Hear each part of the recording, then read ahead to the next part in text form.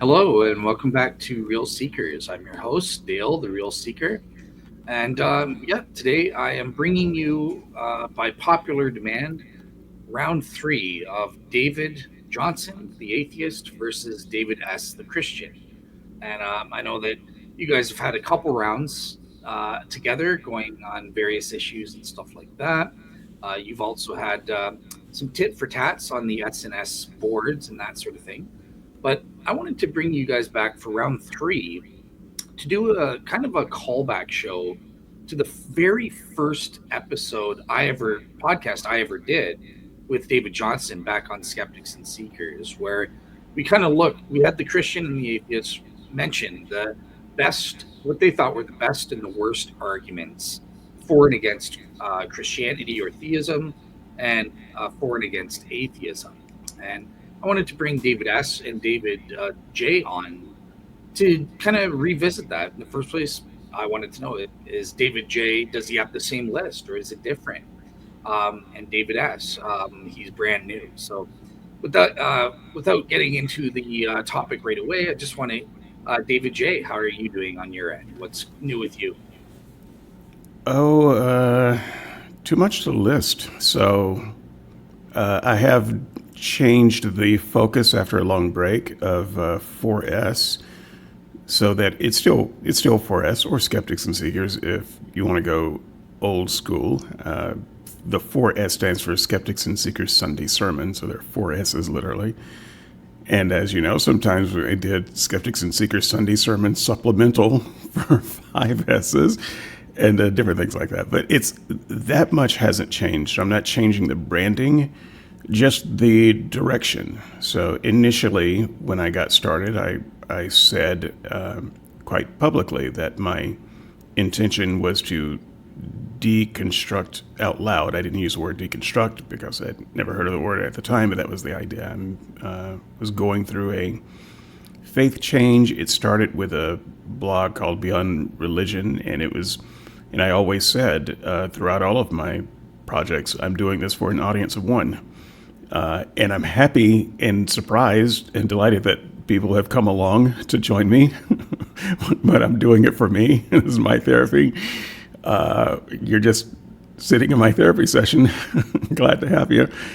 And one of the key focus changes is I'm no longer doing it for an audience of one. The audience of one has gotten out of it exactly what this one person needed. It is much more missional. And I am now actively encouraging and hoping to provide a long-term resource for Christians on the bubble who might need a little bit of encouragement to deconstruct. And that is what I'm doing. It's something that I've kind of wanted to do for years, but I was just kind of stuck in the place where I was. And so now's the time. You've gone evangelical now with your skepticism, and you're going around wanting to push Christians off the cliff, I guess. Yes, yes. In fact, I literally said at one point, the exit door for Christianity is very wide. Let's go ahead and break it wide open. Just break the door down. So I'm very much that. I've always been an activist, I guess, since I'm doing a podcast and blogs that are outlined in public. So there's not much of a change there.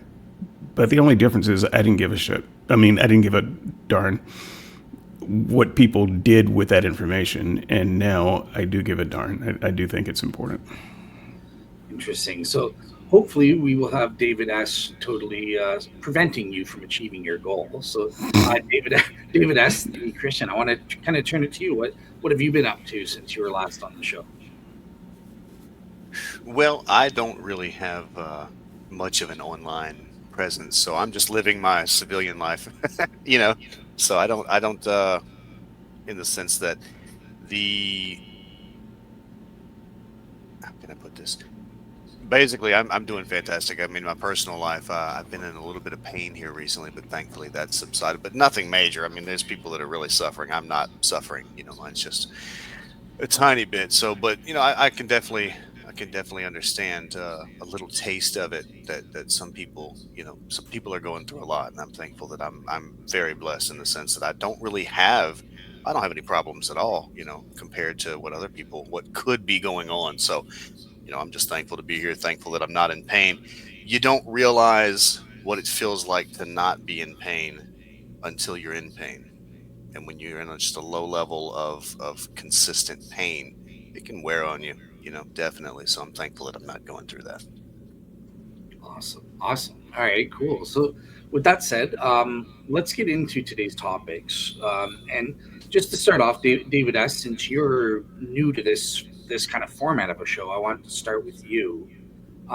Just take 10 minutes or less, and just kind of briefly list. Don't get into a lot of detail, but just kind of briefly summarize what you think the best arguments are for Christianity slash theism, and the best argument for atheism, and what are the worst arguments as you see it for Christianity or theism, and the worst arguments for atheism. So yeah, just give us an outline of the topics we're going to cover today. Okay. I have a different way possibly of seeing things and understanding. I'm not much of a philosopher, so I will speak as I'm given. I am not. This may come as a shock, but as far as the idea of arguments themselves, I don't think that it really works. Now, I've heard people say things that do or don't seem to make sense, but it doesn't. I don't know that arguments really, that by themselves, are going to be something that's going to sway someone's opinion. So what I can do is I can list, I was an atheist, so I can tell you what I did believe at the time, and that would possibly qualify as what you're asking for as the best argument because I believed it. So in that sense, if you want me to I'll start with atheism because that was first. When I was an atheist, I simply did not believe in what's called the supernatural. I believed that for anything to exist, it must exist, and to exist means to be made of something. It's like a dichotomy of something and nothing. If anything that's going to exist is going to be matter, physics, chemistry, that type of thing. So in that worldview, there was no room for God. There was no room for an almighty, infinite being that had no beginning and end. It was just God would have been a story, something from the past. People weren't concerned with science, they weren't concerned with logic. People believed things. People believed that, trees had spirits, and that was what they believed. And I would not have given it so much thought. I was interested in the origins of Christianity. I did find it interesting as to, how this got off the ground. I was interested in that, but I would not have considered any arguments for the existence of God because God did not exist in my mind. God was not something that could exist because in order to create the universe, you've got to be larger and bigger than the universe. And if you define universe as everything that physically exists, then nothing outside of the universe itself, there's nothing outside of it. It's an illogical, irrational thing. It's like asking, what does the color yellow taste like? It's nonsensical. It's not worth consideration. So, in that sense, there would have been no arguments for Christianity that would have sufficed because by default, Christianity and God was not a possibility. So, as far as maybe that would be the best argument, that's what I believed. I literally believed this. This was real to me. If I were to pass by a street preacher at the time period, I would have just at first there was some anger, once I had not become a Christian, and it was something that I talked about constantly and thought about. But after a while, it was just you pass someone on the street corner and they're a street preacher, and you just kind of feel sorry for them that they're out there living this life and they don't have to be. So that was my mindset. Um, so that would be, I guess you could consider that the best argument for atheism. As far as the So that worst would be argument, materialism, right? Like that position of materialism as the argument for absolutely, atheism. Cool. yeah, there you go, absolutely. It would have been uh, the entire concept, like for example, consciousness would just be an emergent complexity from the brain. When the brain switches off, the person's done. Consciousness only comes from the brain. Therefore, when the brain stops, so does the person. It would be like asking, Can a truck run after you've turned the engine off? Of course not. For the truck to be running, the engine is running. So, um, as far as the worst argument for atheism is, I would say probably the idea that the I don't like God, therefore he doesn't exist. That doesn't. I understand the sentiment. I get the idea behind it because I personally felt it myself. To disagree with God, to not like God, and in your mind you say this can't possibly be real because of how absurd it seems to me. So therefore God doesn't exist. But just because something seems absurd to you or you don't understand it or don't agree with it doesn't mean that it doesn't exist. If you were to visit some uncontacted tribe somewhere and describe a pickup truck to them, they might think you're out of your mind. They're like, that's not possible. You're telling me stories. But it exists. They may not understand it, but it's there. So that would be the best and worst argument for atheism. Now, as far as for Christianity, in my personal experience, God didn't exist until he showed up. And that in and of itself is not something that I will ever get over. It's not something that I could possibly rationally explain to you, but it's something that you understand. It's something that you believe. I can't make myself not believe in God.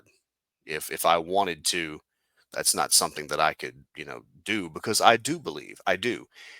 And what God has shown me is, how we discussed before with Romans 1:20. People are looking for evidence for God, but our existence itself, creation, for the invisible things of him from the creation of the world are clearly seen. So now some people disagree with that. Obviously, people do disagree with it. They don't believe that, but I do. I do believe that it's obvious to me. I understand it. So outside of telling you what it says and speaking as I'm given, that's all that I can do. It's not, I don't believe that a person can be argued into a belief. Now, unless, of course, God uses that argument to convince that person. There's sometimes I feel like language is limited in a certain way of being able to communicate a thought in the sense that it may sound contradictory on the surface until you understand what I'm saying in the sense that I don't think arguments are effective, but God can use anything. If it does that make sense, Dale? Yeah, so I get what you're saying with the arguments, and yeah, if we have time, I might want to get into that meta thing. But okay, so for Christianity, I think what you're saying is the best argument. And this surprised me. Is not the argument. It's not any arguments. It's more this direct personal relationship that you just have. You either have it or you don't. This experiential thing. Is that what you're saying? The best for Christianity is. Once God reveals himself to you, however he does that, at my moment that I began to believe, it was nothing. There was no rational. I just understood, and it's not really something that if someone were to ask me, okay, well, explain to me 5 minutes before that what was going on, and then what happened at the exact moment, I just believed. I can't. I don't know that I can unravel that for you. If I could, I would definitely give you the information. But it's just the easiest way to explain is I did not believe, and then I believed. And as time has went on, God has revealed more to me. But in that moment, I simply understood what was going on. My eyes were opened. Interesting. Okay. Yeah. And what's the worst for Christianity? I would probably have to say that the worst thing would be to try to argue for Christianity itself, in the sense that Dale, your channel, you have a lot of information. God has really given you a substantial amount of information when it comes to. I mean, your channel is full of it. But for the person who's not seeking God, if someone is seeking God and they find your channel, wow, look at all of this information. There's hours and hours of information here. This is fantastic. But I've seen you personally discuss the shroud, or you've spoken with people who are not seeking God, and they just dismiss it all out of hand. It doesn't matter how much information. I mean, you could lecture for hours on the shroud, hours on it, and they just look at you like you're stupid because they don't believe. They don't believe. And so perhaps in their head, there's a subconscious belief that look, I don't know what the shroud is, but I know it's not from God because God doesn't exist. So there's just some explanation that you're not understanding because you're some ignorant Christian who believes in magical things. So the shroud is just an artifact that we don't understand yet, and we will possibly one day. So they say take it somewhere else. So in that sense, the worst thing I think that a Christian could do would be to try to argue someone into Christianity. Now, what does the Bible say? Faith cometh by hearing. So All right, it's awesome. all Yeah, depends on what God is going to do in that person's life. awesome. Okay, I like that list. So yeah, David J, I'm gonna now turn it to you for your kind of 10-minute or less opening. Just list off. I know you said you've got three instead of four. That's fine, but list off. Well, what do you think are the best for and against Christianity slash theism versus atheism, and then the worst for each of those things? Okay, so since David was speaking, I added two more to the pro-Christian side. So now I have five. Five and four. So yeah, I'll just run through them very quickly. Now, understand that as I made this list, I also made the counters to all of the things on this list. And I want to just say, by way of introduction, I hate these kinds of shows. I hated it when I did it with Dale. I understand that it can serve a good purpose, but the problem with this type of show on the internet is people only hear what they hear, and it can easily be sound clipped or misunderstood to say, "Oh, well, you see, even this atheist believes that this is a good argument." Well, I don't. I don't believe any of these are good arguments. I think they may be the best that Christianity has to offer, and so I think it's usually more productive because we're not lawyers, and so we don't have to think like lawyers. So I don't think it's necessarily productive to try to prop up a position that you don't like or don't actually believe in, especially on the internet. That said, I do understand the game, and so I'm going to play the game, and I will reserve mentioning my counters as I go through this list. But if you want to hear some of the counters at some point, if we have time, I'll be glad to give them. So I put as number one on the list, I think it was probably the number one thing I had on the list when I did this with you, Dale. And for whatever reason, I didn't have it on this list until David S. was talking. Personal experience. Okay.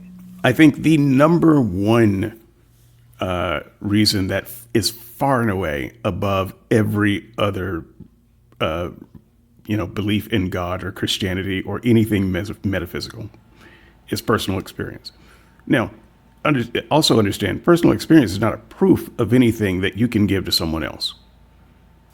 You can't show someone your experience, but your experience can convince you. And so I think, and there are all kinds of arguments against personal experiences always being vertical, that sort of thing. But setting all that aside, a strong personal experience that some God communicated a thing to you is hard to shake. And I think I would have a much easier time with Christians believing what they do if what they said was, "Look, God spoke to me. And I can't prove it to you, but I had a personal encounter with the living God." I think that's the best thing that a Christian can say. Number two, and I also added this one to the list as well. Christianity and God belief in general is not incompatible with science. So if you do believe in science as the kind of arbiter, the best arbiter that we have for truth, you can believe in God and even believe in a specific religious idea that's not incompatible with it. Now, that depends greatly on the kind of God you believe in and the kind of Christianity that you believe in. But the reason we know it's not incompatible is because there are plenty of scientists who believe in some kind of higher power. Not necessarily the Christian God, but they believe in some kind of higher power. And some percentage of the smartest people in the world also believe in a specific Christianity. So it's not to say that it is the most likely scenario, but whatever they are believing, it's not incompatible with their understanding of science and nature. So I think that might be a decent argument. It has the highest share among world religions. Now, this is a fallacy. I understand, an argument ad populum, but I actually think that the argument ad populum, while fallacious, if that is the only thing cementing your conclusion, I think it's a good place to start. So if you say, if you are interested in religions and you don't know anything about religions, and you're like, well, what are the things that people are believing? And it makes sense to start with the one with the biggest market share. That makes sense. It doesn't make sense to say that the majority of people are stupid. The majority of people are so out of touch with reality, they can't possibly have anything right about this. I think that's a bad approach. So that's kind of a positive way that you can use the argument. Now, Christianity, and I'm not going to go over the numbers, but I think the best you could actually say is it's about a quarter of the population, because we're up to 8 billion now on the planet, and population is growing very rapidly. It's hard to keep up with it. And Christianity has not kept up with the population. Also, general Christendom, I don't know of any Christian that considers everyone who claims to be a Christian an actual Christian. And so I think the best you could do is say 25%, and therefore that means 3/4 of the human race as it exists today does not believe in your Christianity. So, that can kind of go both ways. But I think as a way of saying this is a good starting point, I think that's fine. Number 4, I think this is, it is more historically plausible than most religions. So, if you look at the claims of Hinduism, Buddhism really isn't a religion per se. You look at the claims of Mormonism, Jehovah's Witness. You look at the claims of Islam, and you're just a person who doesn't believe in any religions. Those religions just sound implausible. Most of the details sound implausible. If you just strip away, all of the magic involved, there really isn't anything left to believe in most of that.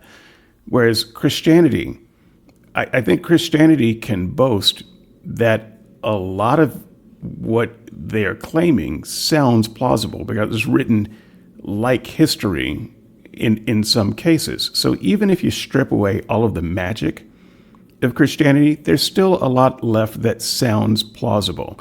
And even if you say that, well, Jesus isn't God, but he's a good person who showed us a better way, I don't believe that there's a Jesus, by the way, but even if you did, and he taught the things that we say he taught, that's plausible enough to have some kind of religion behind it. And so the fact that it bears more historical plausibility, I think, is a strong point for it. And finally, it has resulted in positive social changes. I think that you would have to be crazy to deny that. It has also resulted in negative social changes and terrible ill. And so then it just becomes a matter of weighing it out. But, if we wanted to take a narrow view and just look at the positives, we can say that, some of the most positive social changes were led by and or participated by people who had this worldview. I'll be quicker with the atheism part. I didn't add any to that. I could go all day with this. Did you have anything as the worst for Christianity or no? I'm sorry, what was that? Did you have something that you thought was the worst argument Christians make, or no, did you just go to the atheism? That's fine. Yeah, So every one of the ones I gave you are also the worst. If I explained that out more, I just didn't. And so I think these arguments for atheism also stand as counters, if you will. So the fact that we can disbelieve, to me, is reason enough to disbelieve. If there was an activist God who wanted to know you, knowing what kinds of creatures we are, we shouldn't be able to doubt his existence. There shouldn't be long periods of history where he doesn't act. There shouldn't be, something happened and we don't know what happened and it seems, weird and we can't explain it. That's not enough to point to a God. Weird things happen all the time. We don't even understand our own science. And so if there was a God that kind of wanted to rise above that, then I don't see how anyone could disbelieve. And so the very fact of disbelief is maybe a pretty good reason to disbelieve, considering the claims of this God. Miraculous acts of God can never be proven by methods that are available to humans. So at some point, no matter what the miracle claim, something has to be taken on faith. I think that is very suspicious. If I make 100 claims here today, I could prove some of them. some of them can be shown. That information is portable and mobile, and I can transfer it from my mind to your mind. But with all of the claims, the miracle claims of God, those aren't portable and mobile. And if you weren't there to see it, well, you missed it. And there's God just doesn't seem to leave any actual evidence. And so it does start to look like the whole thing is a fable if you don't have any durable evidence for the biggest of claims. Let me adjust my microphone a little bit and get a little closer. Whatever number this is, the people who believe in this God tend to be just as undesirable to emulate as people without belief. So if one of the things that you get from Christianity and, a God who's working in people's lives is that you see changed lives and a kind of a freedom from sin, well, it seems like a claim that we can test, and it doesn't shake out very well at all.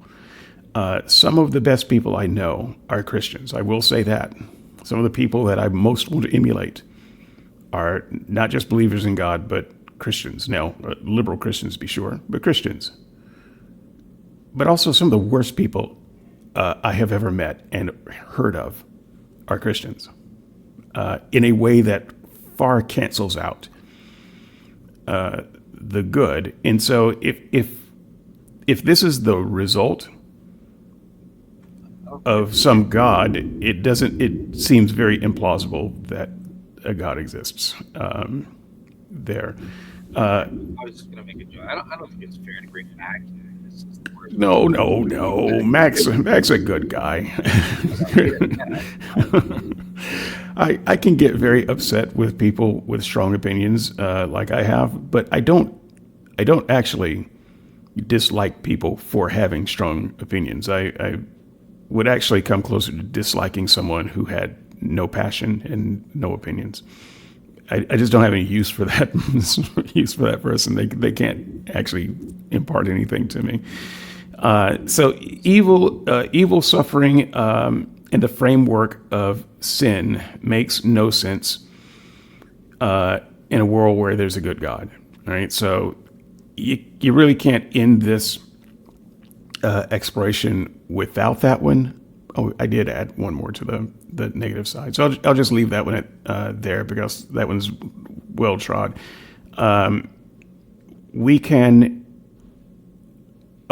We are here and not there.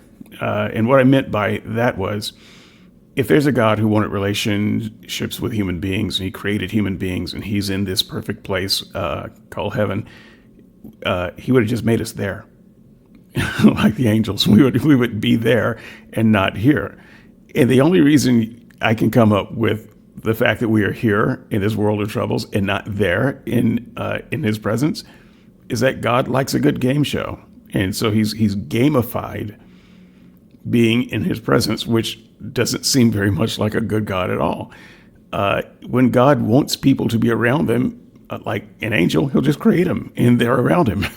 So it doesn't actually make sense. The fact that we're here and not there is to me very powerful evidence that there is no God who is there.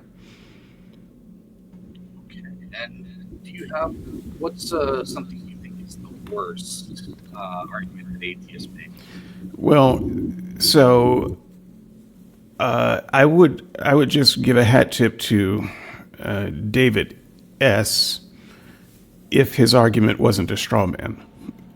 So his one of the things he said was that, you know, the worst argument for atheism is I hate God and therefore I don't believe Him. And I would just say that's a straw man. Nobody thinks that way. So, but if someone did think that way or say that, they are being very, very inconsistent, and that would be a very, very bad argument. So it's just a straw man though. So Okay, cool. Yeah, because believe it or not, yeah. So I think I have found, for the most part, I'm going to select four areas that I think there's overlap. So, before you go on, your audio has become really bad over the last since I've been on. It's not echoing. It's just that you are low volume. So I don't know if you've moved away from your microphone or repositioned something, but you are actually hello? difficult to hear. Yeah. Hello? Why is Do not. I'll give you a tip. If you in that menu, if you have clicked noise suppression, turn that off. Just let the noise through, because that always takes away some of your voice. Hello? Hello? Yes, better. Okay. Yeah, I All would right. rather hear a fan than a computer trying to decide what a fan is. Yeah, it's okay. All right, cool. So I think I have found a good way to fit this conversation in, selecting four arguments. And I noticed there is some overlap here. So the first one is a one-to-one correspondence. So let's start with the best argument, because you guys both agree on this, for Christianity, so to speak, and that this is this direct revelation or personal experience. So, David S., since you were the one who initiated this topic first, and David J. agrees with you that it's the best, I want to turn it to you. Is there anything you want to discuss with David J. About this, or are you happy with what he said about personal experience as a argument for your belief in Christianity? Well, I would say this. If I were an atheist, I would say that David Johnson is right on the money. Like absolutely. Like I would have very small differences of opinion of him, maybe with different topics, possibly bigger. But as far as if I were an atheist, I would say David Johnson is exactly right.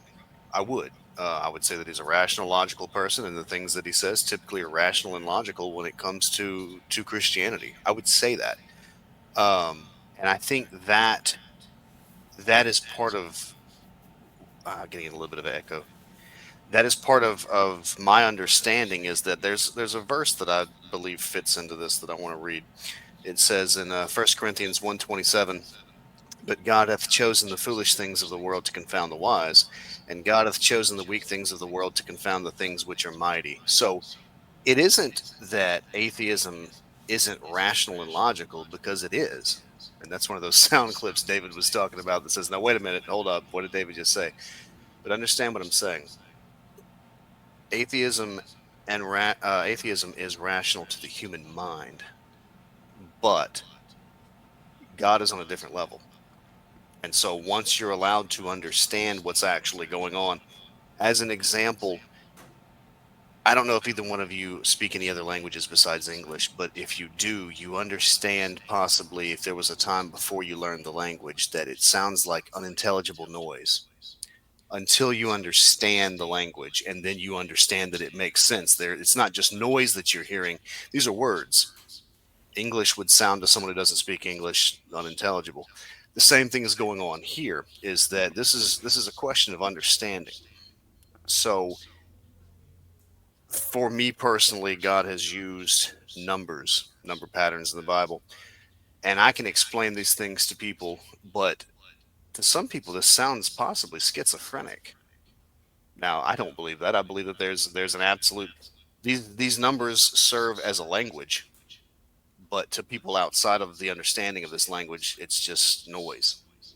So, in that sense, unless God gives you an understanding, He opens your eyes, atheism makes perfect sense. Atheism is completely rational, logical.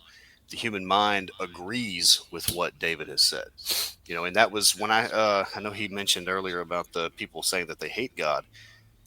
What I could say is that what I mean is that when people read the Bible, they read this and they say this is terrible. I mean, these people are going to be judged, and look at the things God has done in the Old Testament, and none of these things make sense, and there's going to be a judgment one day, and people are going to be thrown into a lake of fire.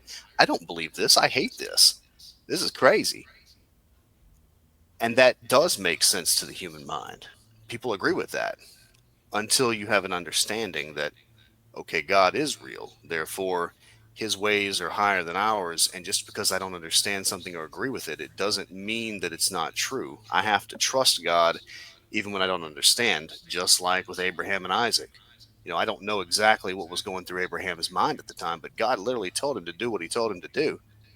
And right at the last moment, he stopped him. So, as a pattern in our lives, we're constantly going through scenarios that do not make sense to us unless we're given an understanding of what's going on. So, personal, you know, you go ahead. So David asked just before I let David and you guys go back and forth for a little bit.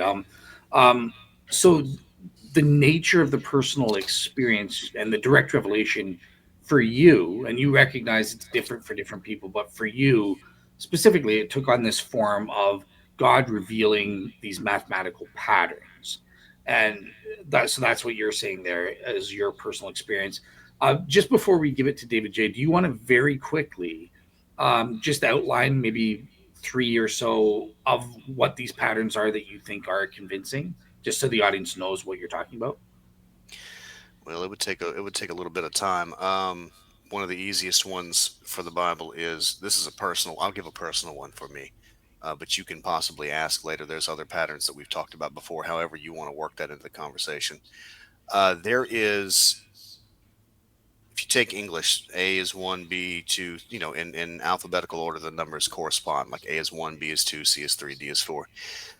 You get the word dad, DAD. That's the number 414. D is 4, A is 1, D is 4. DAD 414. This number itself repeats through several things. For example, if you take this number 414, you take the square root of it, you're going to get 20.34. So, what's the relevance of that? In the King James Bible, the word wisdom occurs 234 times. So now I know there's a zero there, I know there's a decimal, but look past that and see the spiritual implications of it. Is this type of pattern, there's more than just this. This is just one example quickly to give, that this type of thing repeats constantly. There's this structure to the numbers themselves, these connections between them. If someone doesn't understand it, then it just looks like a bunch of noise. They say it's all random. You selected, why did you do the square root instead of multiplying? Whatever they say, there's always an objection. It doesn't matter. There's just an objection itself. But to understand it at that point, I see what's going on. So now, also, too, I did not start believing because of these number patterns. This came later. So this would be something I could show, depending on how God wants me to do. I could show this to unbelievers, but a lot of them, they don't believe it because of the nature of they say it could be random, or that there's patterns in other books. So you're just seeing things, you're making patterns where there are none, that type of thing. So basically, to take it, you would have to believe in God for this to even really, because there's always an alternate explanation. How do you know that we're not in a simulation? This isn't just part of the simulation. Any structure that you see can always be explained away with some alternate explanation. Does that make sense? Fair enough. Okay, so you kind of admit that there are, objectively speaking, equally probable explanations for these patterns. So it's not something that you would present as an objective evidence that would convince someone to change their mind. You have to kind of already be a theist, or at least, or even a Christian, and then you kind of recognize it. Is that what you said? Well, I wouldn't use the word probable. I mean, I believe this is 100%. This is from God, so I wouldn't say there's a probable alternate explanation. I would just say an alternate explanation that someone could believe, that they would believe. Fair enough. Fair enough. Okay. All right. Cool. So, David J, you've been waiting there patiently. I'm going to let you guys kind of go back and forth until about 11 o'clock, and then I want to come in and give my take on this because I think I have something to bring to the table here. But yeah, David J, let's have you and David S go back and forth. What's your take on personal experiences through these mathematical patterns that David S mentions? Well, first of all, I just want to add a little bit more wood to the fire of personal experiences. I think that personal experiences and God opening your eyes, and even if it doesn't make sense to the rational mind, does make sense given the Calvinist God. So I think it has to be a very particular formulation of God in Christianity for it to make sense. So I think that if personal experience is the best argument that Christians have, and I think it probably is, then therefore Calvinism is a logical step, because the question would be, well, if personal experience is such a big deal, then how come I don't have that personal experience? And the reason you don't have that personal experience is explained in Calvinism. God didn't make you to have that personal experience. He didn't. You are not among the elect. You are not one of the people that God has reached out to with it. And so I think that it becomes a very strong argument for a particular brand of Christianity, and I think that it best fits Calvinism for there. As far as mathematical formulas and things like that, I would have two problems with that. I don't believe that God can, at least the God that any Christian that I know of explains, can reach someone by deception. So he may show number patterns to you, but if numerology in and of itself was wrong and even satanic, then it's not God who's doing it.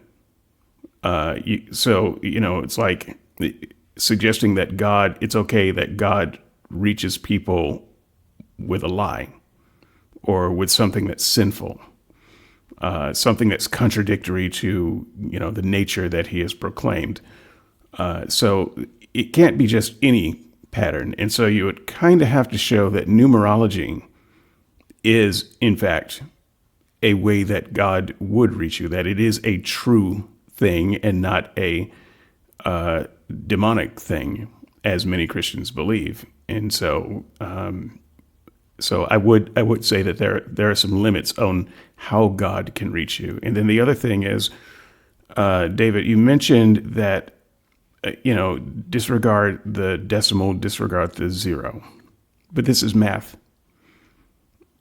We cannot disregard the decimal. We cannot disregard the zero. So if what you're going to do is disregard some of the things that make it math and go for the spiritual meaning, then we don't need any of the math. We can just dispense with that and go for whatever the spiritual meaning is you were coming up with, because it's not math anymore if we're disregarding the zeros and the decimals. You want me to respond? Yeah, you guys can engage for the next little bit, and then I'll come in at the end. Okay. That's one of those things where it's with the decimal and everything, I'm aware that it's there, and it's simply, I just understand it. I really have a response in the sense that it's another one of those examples where David says that we can't disregard it. Why not?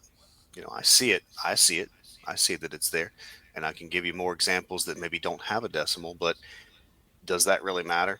I mean, is another example going to make the difference? How, I mean, if I could lecture for 2 or 3 hours on these number patterns, people are still just going to walk away. So I don't see how much a decimal point or a zero or rounding a number, here's one I'll give you. The word blood occurs 447 times in the King James Bible, and the truth occurs 87 times. Well, 4 and 4 is 8, 87. And there's also a fraction in there that you can discuss. But is that going to make a difference? Is one more episode of Real Seekers going to change an atheist? I don't know that it is.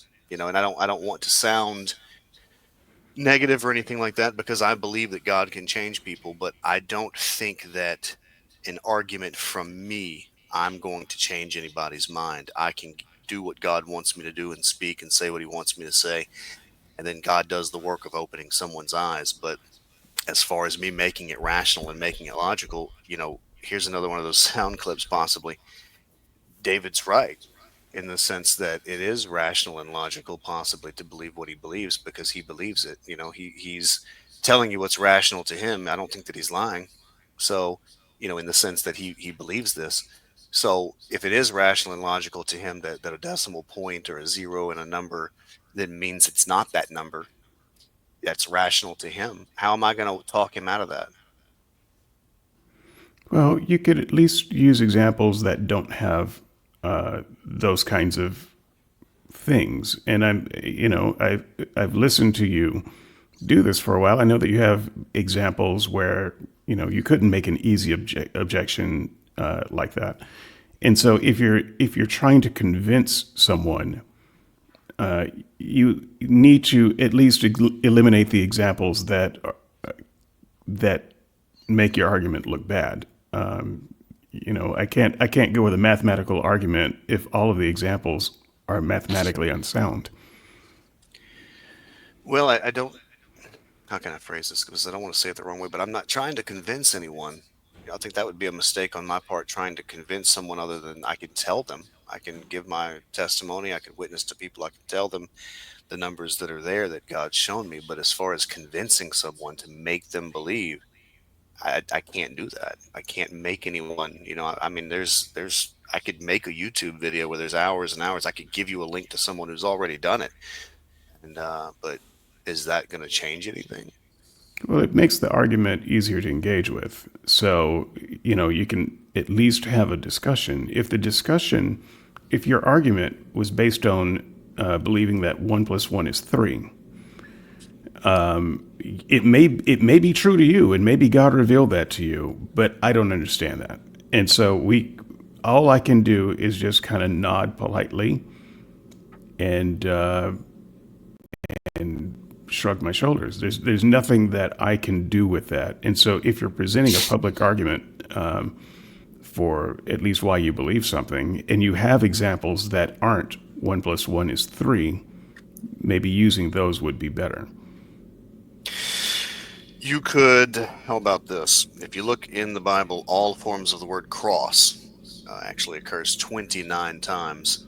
And if you look, the first time that it shows up is in Obadiah 1:14. And of course, that would be word number 414 of Obadiah. That ties into the 414 from earlier, from the word DAD, dad, and it's got no decimal place. Okay, but now you could also say, oh, I'm sorry, go ahead. I was just going to say that would be a better example. But now here's the thing. There's always a but that goes with it, because if you look in Obadiah 1:14, the word itself is crossway. It's all forms of the word cross, not cross by itself. So then the atheist could simply say, well, it's not the word cross, it's crossway.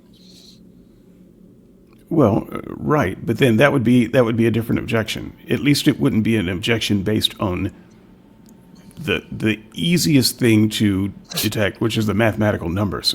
If we're dealing with numbers, let's at least have clean numbers, and then we can deal with words, and then we can deal with intent of the words and meaning of the words. We can go through it in progression. But if the very first thing that you're presenting in numerology is a bad number, it doesn't get off the ground.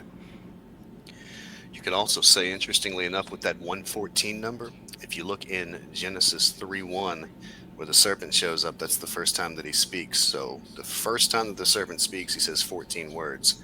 That's 114. And there's a connection with 114. For example, the Quran itself has 114 chapters. And if you look in the Book of Mormon, if I'm not mistaken, the word light occurs 114 times. So you've got this repeating pattern of 114, which interestingly enough, it would take a while to explain it, but the number 117 appears quite frequently in the King James Bible. For example, the word temple, like the temple of his body, in the New Testament occurs 117 times, but 114 is 117 minus 3. So minus Father, Son, and Holy Spirit. Now you've got the number 114, and of course that shows up in the Quran right there, how many chapters. So the first time the serpent speaks, 14 words, and look, the Quran's got 114 chapters. So the Quran is just the serpent speaking, saying, yea, hath God said. And Islam is literally based on the idea that the Bible is wrong. Okay. The spirit is not speaking to me and making a connection for me there, but I would say that something like a 414, and you're comparing those English words, without even knowing this for a fact, I'm just going to say it and then let someone else prove me wrong. So I understand that this is bad argumentation. I'm announcing that before I make it, but I can almost guarantee you that 414 is not dad in Aramaic or Greek or Hebrew, the various languages, what we think would be the various original languages of the Bible. And so you have to come way down the list of translations, considering all the translations in the world and all the languages spoken. You have to come way down that list to find something significant with 4 there to get dad. So in most of the language, the vast majority of languages that people speak on this planet today, never mind ancient languages, 414 would not be dad. So I think that the same thing that props up this type of numerology is also its petard on which it's hung. But it still works in English. And that's what I would say is that, that's the same type of example where I say, look what this is. And someone says, yeah, but it's not in Hebrew and Greek, so it's of no use to me. There's always a way out. There's always a way out of it doesn't matter what I present. There's a guy that I saw before that I can't check it because I don't speak Hebrew and Greek. But he's got an entire channel that says that there's patterns in Hebrew and Greek. But is that going to sway anybody? Well, they're just going to say, well, the people who spoke Hebrew and Greek, they made it up. So now what? There's always a way to doubt.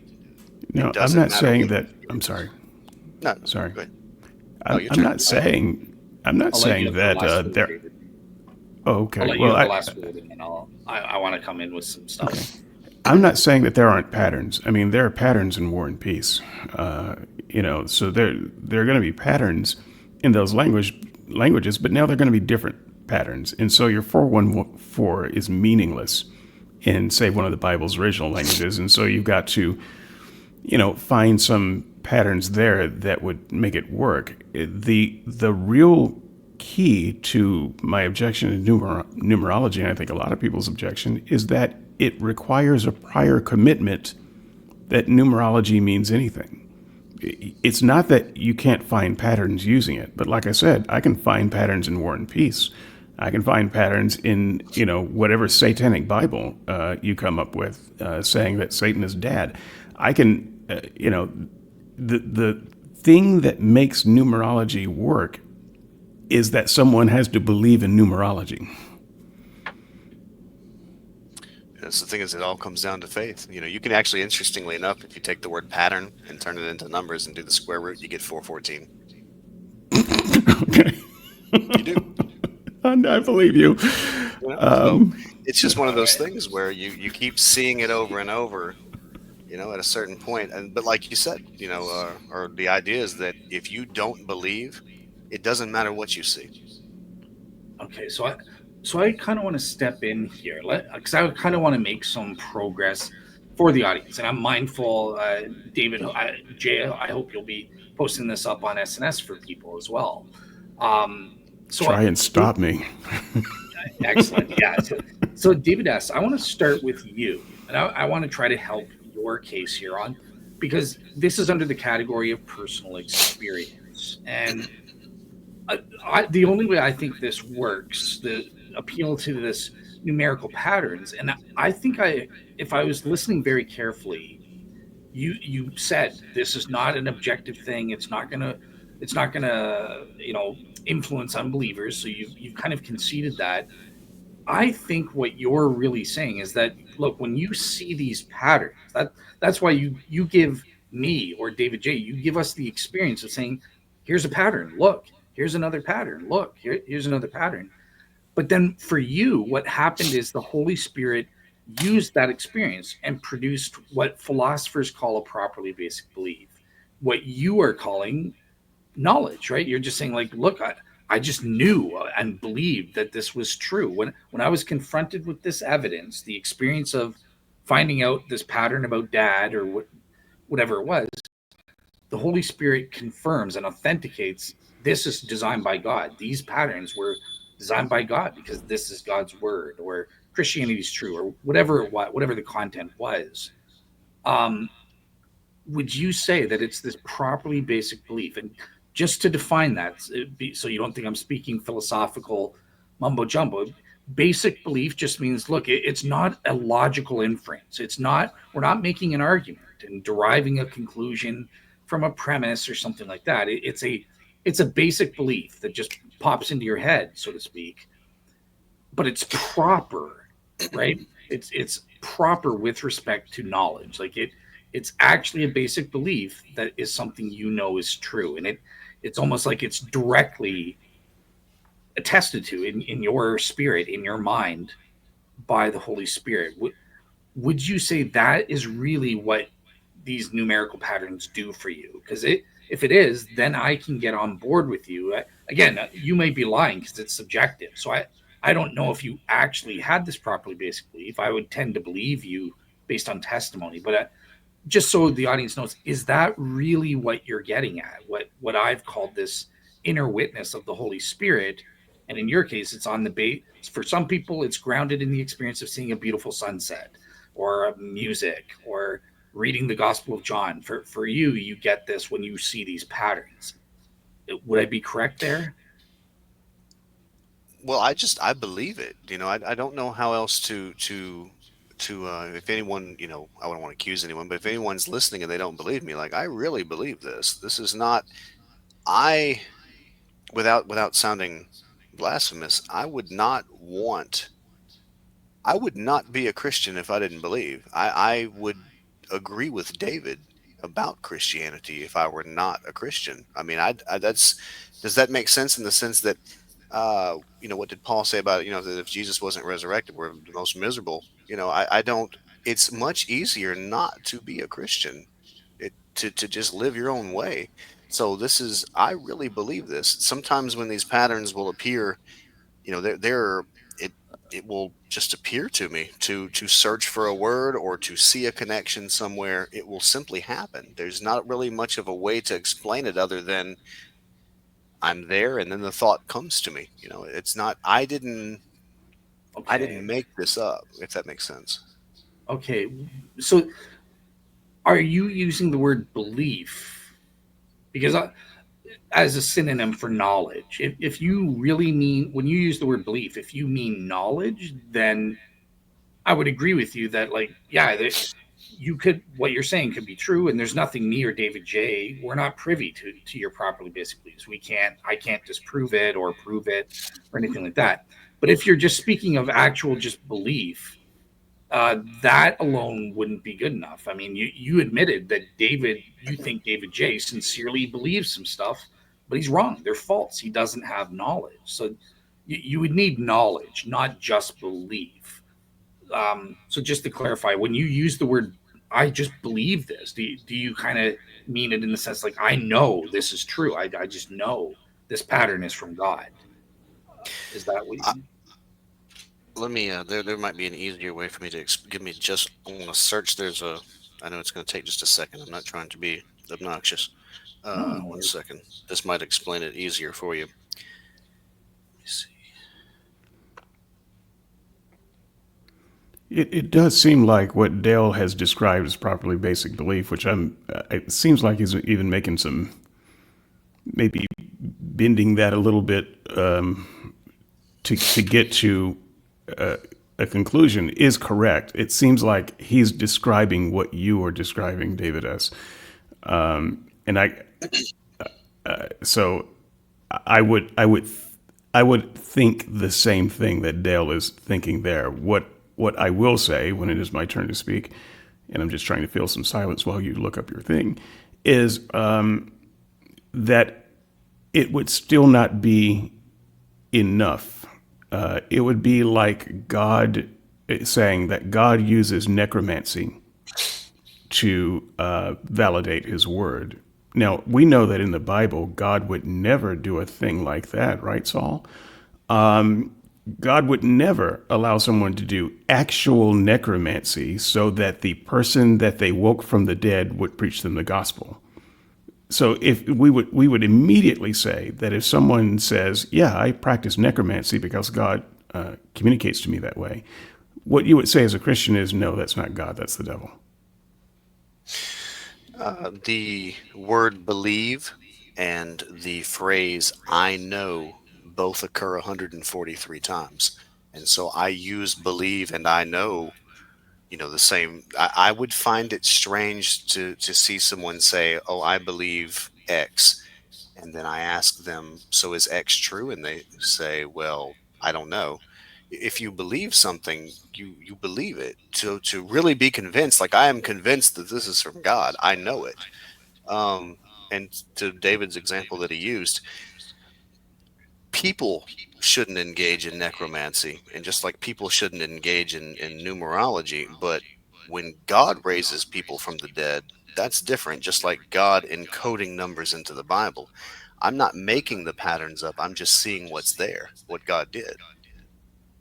Okay. Okay, fair enough. So I will move on from that. I did just want to probe in on that. And yeah, like I said, just so people can see, I think that there is, if it's true what I'm saying, then that means you are warranted in believing these patterns. Me and David J, because properly basic beliefs are inherently subjective.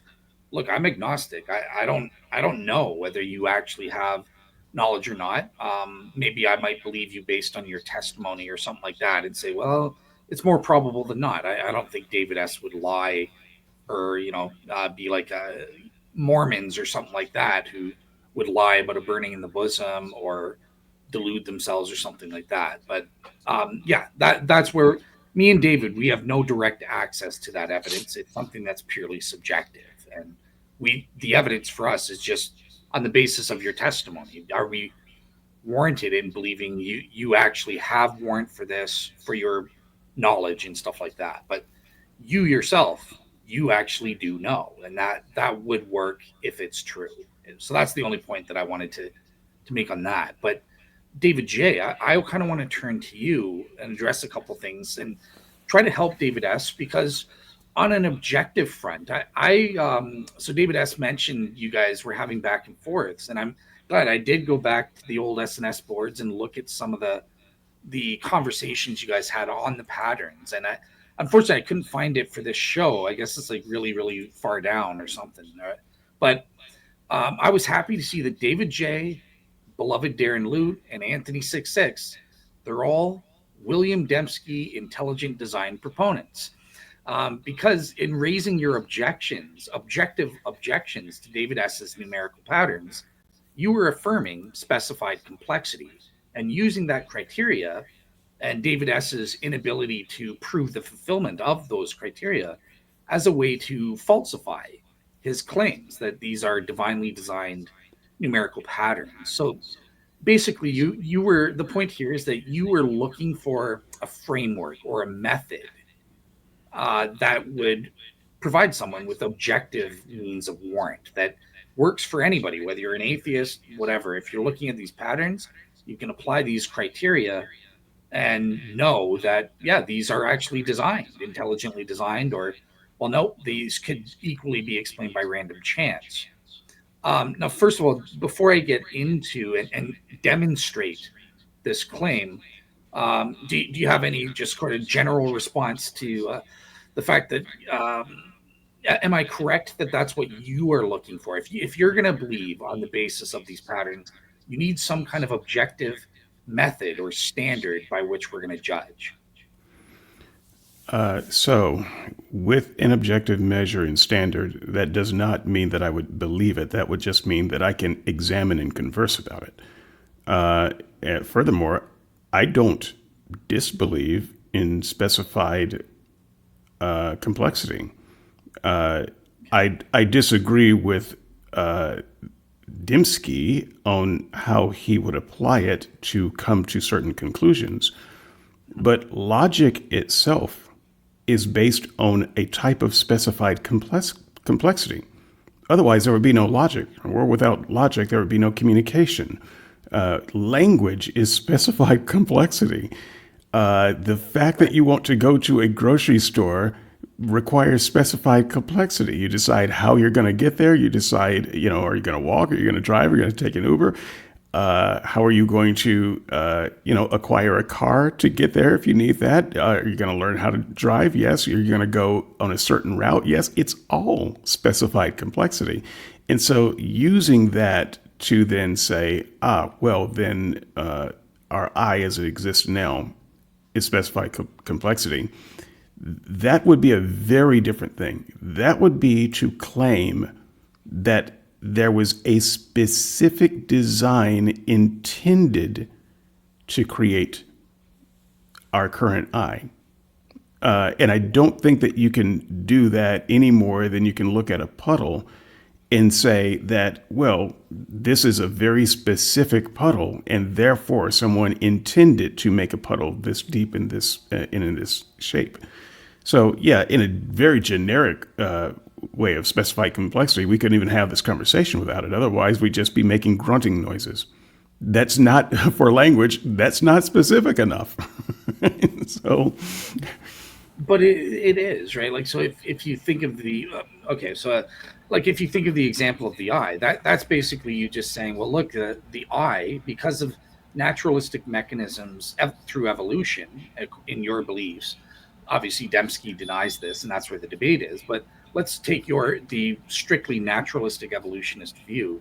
You basically are saying, well, look, the eyeball fails the criterion of complexity. It's not complex because we have natural mechanisms, genetic drift, genetic shifting, mutation, all these mechanisms that increase the probability. It's not a sufficiently low probability that the eyeball could form without the input of intelligent design.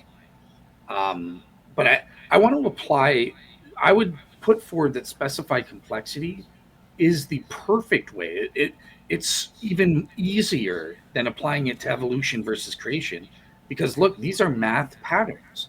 Anthony 66 can get on his little calculator and calculate the specific odds of finding these things very easy. We're dealing with numbers. So I just want to share my screen. And here's why I agree with David J, believe it or not, that I just think the patterns that David has given are due to random chance, probably due to random chance in his case. But in general, others like John Elias, I would prefer to stay agnostic on and say, I don't think you've proven your case. And just let me know if I'm sharing my screen. Are you guys seeing the slide there? yes. Yes. Yeah. And David S., I apologize. I know you've seen this before, but this might be new for David J and helpful for the skeptics because when we're about, David S. gave us a pattern just right now. Here's a pattern that I wrote down. The word believe and the words I know in the 1769 King James Version Bible occur 144 times each. 143. Now, 143. Okay, sorry. 143. Doesn't matter. What? Wow, great. Hang on, just a point of clarification. I know. Does that include we know that and they You're getting ahead know of me, my friend. You're they getting ahead. knew? Okay. Okay. Um, well, this is okay. In part, here's the point: specification criteria. What David J just said is, why are we specifying "I know"? What about knowledge? What about knowing? What about we know? What about they know? And why isn't it? Why are you specifying believe? Why not I believe? Wouldn't that make more sense? Or what about belief and stuff like that? So this shows, number one, the patterns that you're specifying, in this case, the word believe and the word I know, they have to be independent of discovering the pattern themselves. So that the first way Bill Dembski argues is called conditional independence. Knowledge of the pattern does not affect the probability of the pattern. Okay, so sorry, no, tractability is what we're saying, right? So the event's occurrence is indeterminate in deriving the specified pattern. So what you did, David asks, is you looked it up first, and then you discovered, oh, perfect, I got this pattern of belief, and I know, and it's 143. So now I'm going to pretend like, see, it's a but that's a dependent pattern. You discovered that pattern first, and then you reported it. Can you prove that you could have come up before you looked it up? Was there any way that you could know that the word belief and I know believe and I know would come up 143 times? Or was it only after you discovered the pattern that you're reporting it?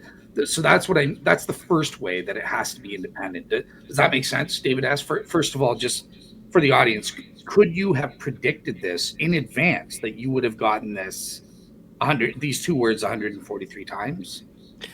I was married on September 21st, 2019, and that night I was an atheist. And for our guests, they had a thing to sign, and one of my wife's friends wrote 143, you know. And I asked my wife what it meant, and she said that 143 is code for I love you. You know, I is one letter, love, for you, three. Then later I was shown that believe occurs 143 times and I know occurs 143 times. But that's documented. I mean, I've got a marriage certificate, obviously, of the day that I was married is recorded. So, you know, I mean, possibly with the where I live at, you know, with the government authorities, that's recorded that night that was written. So, and then the patterns are there. I didn't know anything about these patterns that night. Like I said, I was an atheist that night that I was married, so I knew nothing about this. But is that going to prove anything to anyone?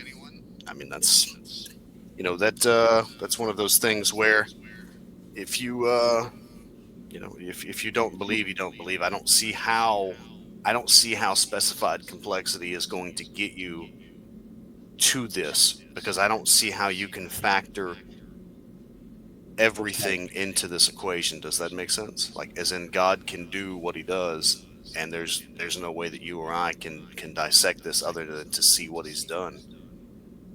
Well, so you're talking about practically speaking, right? But I don't think that's true. I think there are certain ways that you could predict these patterns in advance. Like, first of all, prophecies are a case in point. They're the most specific case of specified complexity in the Bible, because you're specifying in advance certain improbable events that are going to occur in the future and stuff like that. So let me just ask this: do you see why proving the independence, and one way you could do that is by establishing this tractability, that by predicting in advance that, hey, we would get believe and I know 143 times.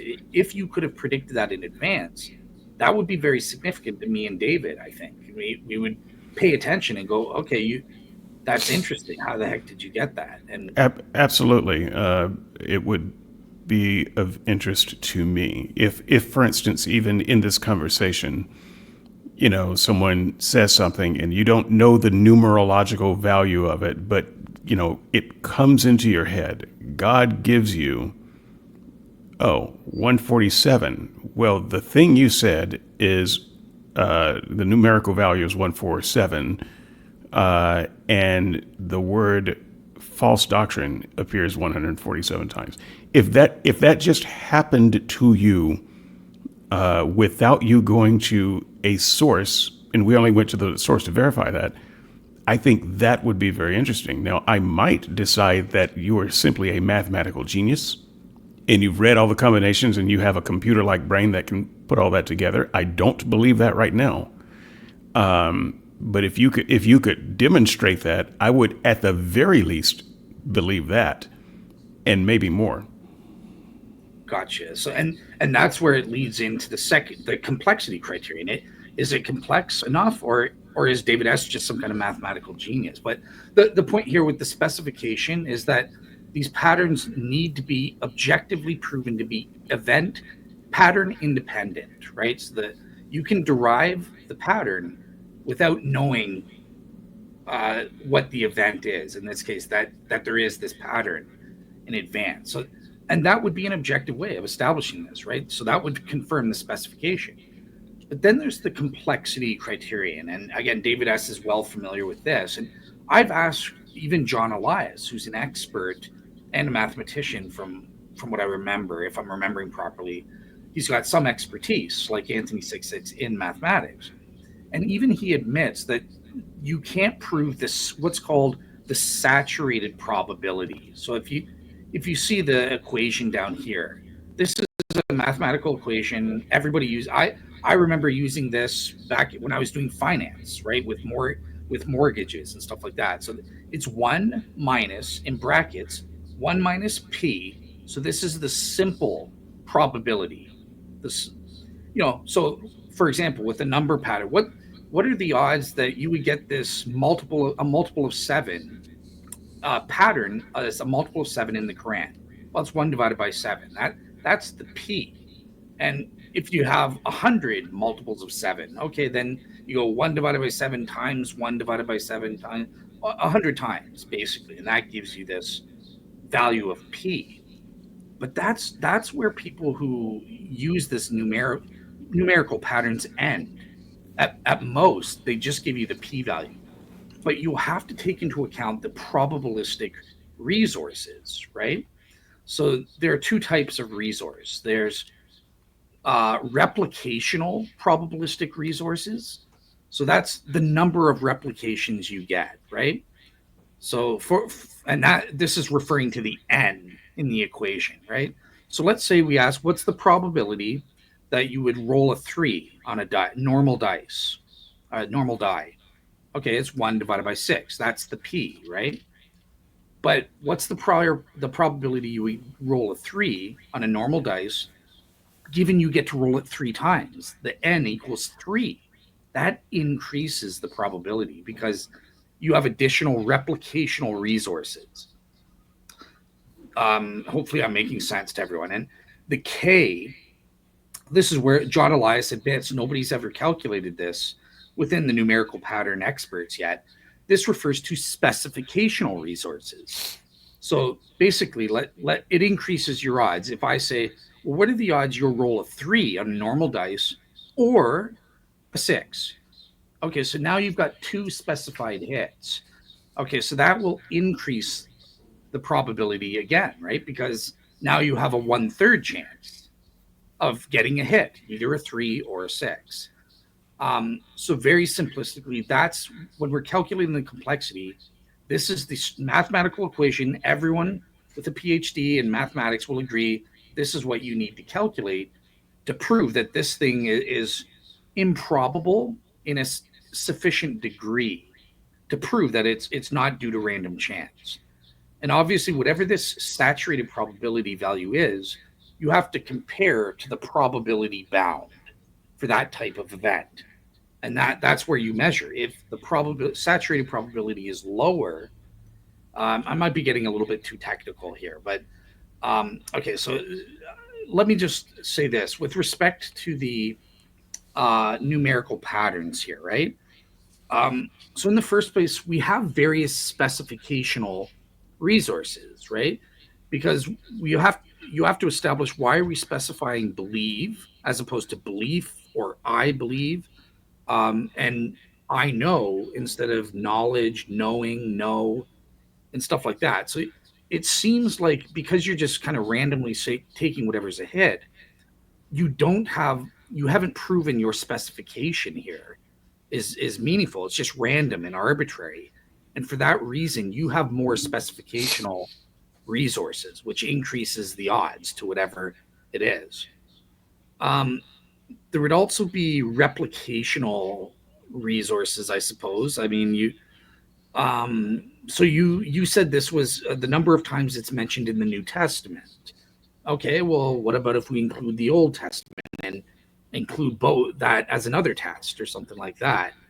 Is it the same in the Old Testament as well as the New Testament? That you could replicate that experiment and see do they match, and stuff like that.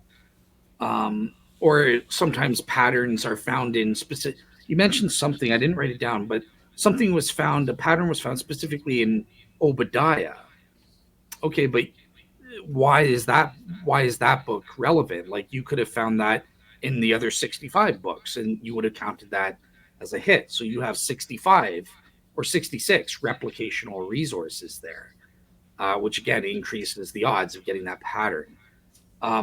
So I hope that let me just put it to you guys first of all. Does that make sense to you guys as to how the equation works and how it could be used potentially if some mathematical guy actually does this formula and proves specified complexity? That would be enough to go, yeah, this isn't random chance, it's intelligently designed. Okay, well, one of the things about design is it has a predictive element to it. So it's Predictive. that's one of the things that you can tell that, if this, then that, then the next thing. It's a kind of a it's not random. Right. It's somewhat predictive. Even if you see part of a design, you can predict the rest of the design. If most of the time. So if you see half a painting of the Mona Lisa, you still know it's a face. You don't have to see the whole Mona Lisa to know it's a face. You could probably even do it with 1/4 of the Mona Lisa. You may not know which face it is, but you still have enough to know it's a face. There's some predictive value there, and I don't see any predictive value in random pattern seeking because the universe is full of patterns. So if you have, just a part of it, the number 473. Does that predict anything at all? Well, it does not. What if you start it with the word father? Does that predict anything at all? It doesn't. It takes a lot of intentional effort to come up with some kind of message that makes sense. And you have to follow that through every step of the way. There's nothing predictive about it that says that this is some kind of natural or even intentional pattern. It's just you trying to, play jazz with information. Oh, there's that piece of information that seems to coincide with this piece of information if we pluck the string just like this. And there's nothing predictive about it. And so it's not what I would consider a designed pattern as we understand design. I would just disagree with that, because first, there isn't have to be any predictive element in order to be warranted in inferring intelligent design, because it could have been intelligently designed as just half a painting. He was never intending it to be a full face or something like that, or maybe he was I grant that.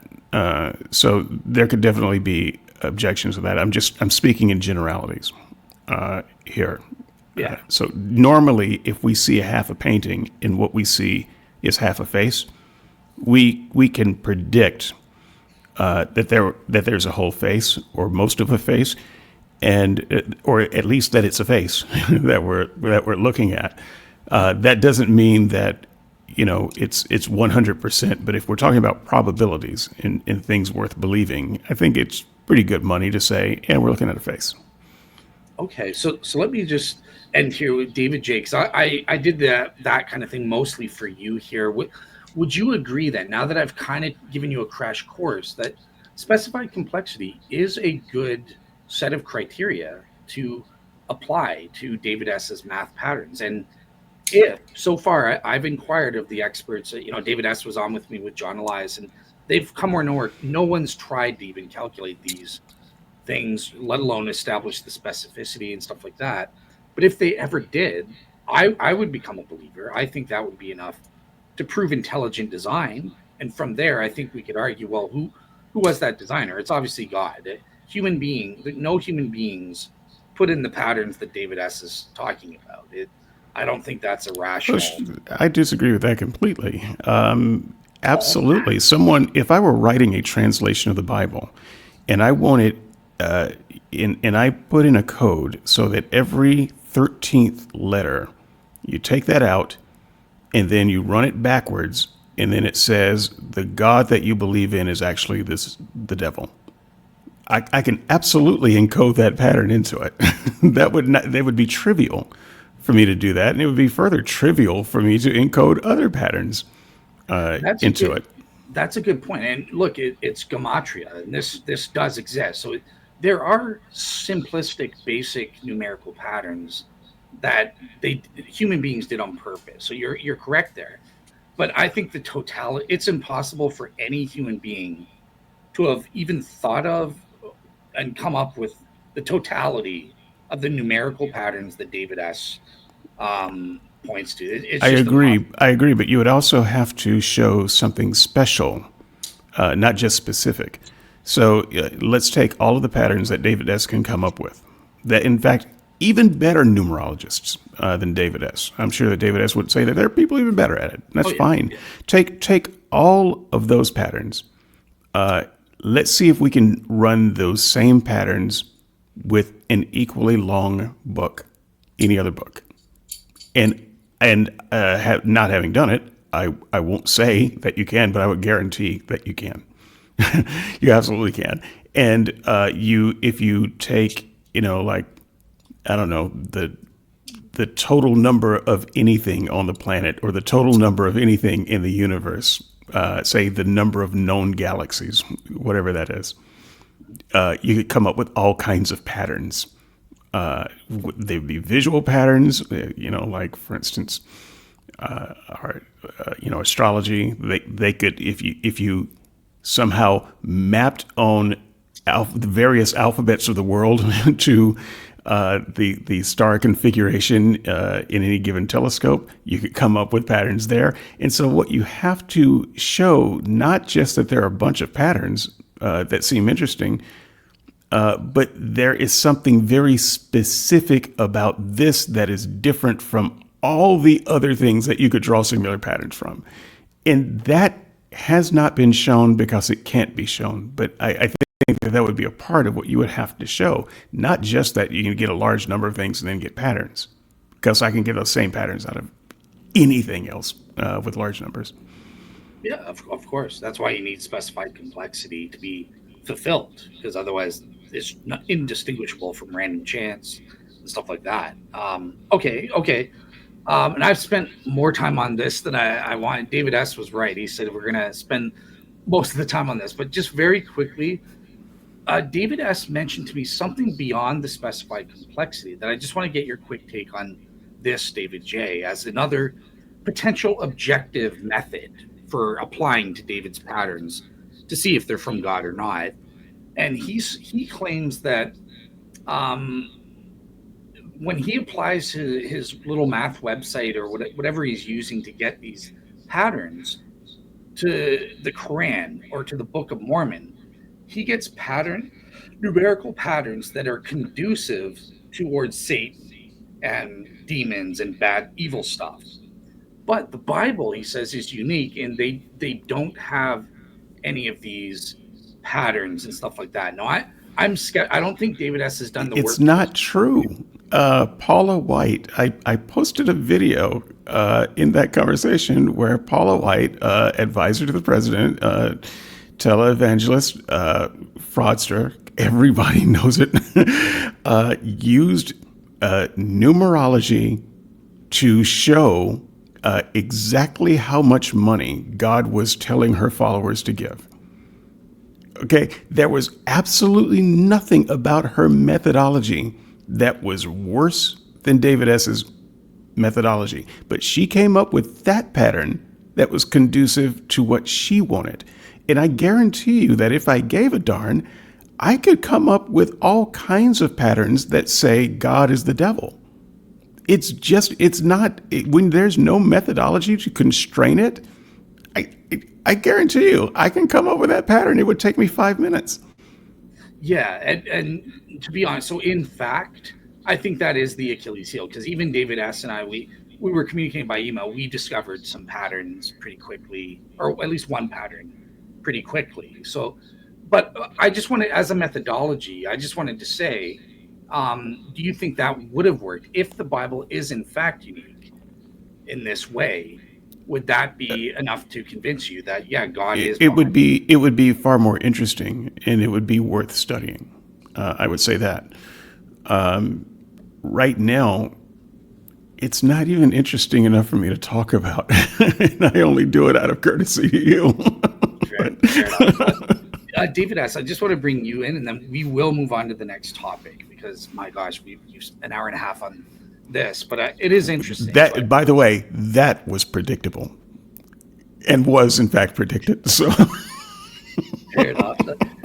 But David S., I am interested in your take on this new methodology that I've had, because I haven't asked you about this on the show. What do you make of the fact that, in fact, even you yourself showed me a pattern where there are Satan-conducive patterns in the Bible as well? So there is no uniqueness to the Bible. Like, what do you make on that front? Like, that doesn't it bother you that there are Satan-conducive things in the Bible as well as the Book of Mormon? Or, yeah, like, how do you deal with that? Well, the patterns that I see in the Bible don't point to anything but what the Bible says. You know, if you remember that Jesus was to be lifted up like the serpent, so you've got sometimes a situation where you will see these numbers coincide with one another. Now, someone could run with it and say, see, so you've got a pattern here there's one that I could give as an example if it would matter. But the point is that here's one. Well, I don't want to say it because I don't want to say the wrong thing. But just because you see something in there, like here's an example. Someone says, well, you know, the number 666, that's with the mark of the beast or the mark of the beast. God owns that number. So when you're counting, you don't have to skip that number. You know, it's not that the devil totally owns that number. So it's just another one of those scenarios where it's an understanding issue. You know, anyone who looks at this, if you don't believe in God, you're not going to believe this. There's always some other way to get out of it. There's always, you know, with specified complexity. If you're not going to believe it because of specified complexity, if you believe that specified complexity is necessary for this, if you can't produce this with specified complexity, then you don't believe it. You know, there's nothing more that I can say. I can't do anything but give you the information. If you think that it's random, if you don't think that it's relevant, if you laugh at it, there's nothing that I can do. There's nothing more that I can say. All I can do is tell you the information. And without I mean, even without number patterns, for example, you know, for a second, take the number patterns out of the equation. For someone who's an atheist to pick up the Bible, is the Bible going to make sense to them? Of course not. They don't believe it. They don't understand it. They don't agree with it. They say it's meaningless nonsense. It's just 66 books historically written and placed together, and you find all kinds of contradictions throughout the whole text. None of it makes any sense, and they laugh at you. At that point, number patterns aren't going to do anything unless God does something, obviously. So another level of complexity is not going to answer this question, because even if But someone were I feel you're sorry to interrupt, but I think you're missing the point, right? Because I'm saying this is an alternative. You don't need specified complexity, as I once thought. This is another way of potentially doing proving that, yeah, God is behind these patterns. Now you're saying that, yeah, but there's always a way out of it, and that's yeah. fair enough. I think that these patterns, even the Satan conducive ones, are just due to random chance. So I don't really care about them. But if we were going to make something of them in terms of detecting intelligent design of God or whatever, in the case, but you're kind of saying, well, even if there are Satan conducive patterns that someone can come up with in the Bible, it's irrelevant explanatorily. The only thing is you would have to be consistent then with the Book of Mormon and the thing, and say even if there are Satan conducive patterns in these books, it's irrelevant because people can just come up with stuff like that. So that's the only thing I wanted to get across methodologically. Would you agree with that much? That yeah, these patterns don't really prove one way or the other. Well, I Sorry. mean, I still believe, I don't want this to sound ugly towards you, but I don't find anything that either one of you have said convincing, in the sense that, Yeah. I really believe this. Remember whenever I told you earlier about, there's a pattern that I would give you just as a quick example, because I don't know if you want to move on or what you want to do, but devil occurs 61 times in the King James Bible. So 61. If you go to, let me make sure I'm on the right thing here. I don't want to say it wrong. Let's see. 1 second. Okay. Exodus 3:14. That's where God famously says, I am. That's verse number 61 of Exodus. So devil occurs 61 times in the King James Bible. God says, I am, in the 61st verse of Exodus. That's a clear-cut pattern that the atheist could run with and say, aha, see? But does not the devil come as an angel of light? Would it shock you that God reveals himself in the 61st verse there? And knowing, of course, that Jesus is going to be lifted up as the serpent, there's an explanation there, but again, it's an issue of understanding. It's just like Bible contradictions. There's an explanation, there's an actual truth there, but the atheist runs with the contradiction. So If it's the if same principle. if I may, David, I actually kind of more agree with you than I do with Dale on that point. I find your argument at least more intuitive, in that if they're not going to believe the words, they're not going to believe the numbers, and so there's no point in trying to find a way to make it more acceptable, because it's something that's attained by faith, which is a gift of God. That said, if I were to put on my Christian hat, my old preacher hat, I was not a numerology guy then either. And what I would have said, probably more eloquently, is that if what you're saying about numerology is only stuff that confirms what the Bible says, then you should let go of numerology, or keep it as a private testimony for yourself. Because at the end of the day, Jesus is the Word of God, not the number of God. And the Word is the thing that's powerful. How can you believe without hearing, and how can you hear without a preacher? Not a mathematician, a preacher. And God's power to persuade would be the gospel message.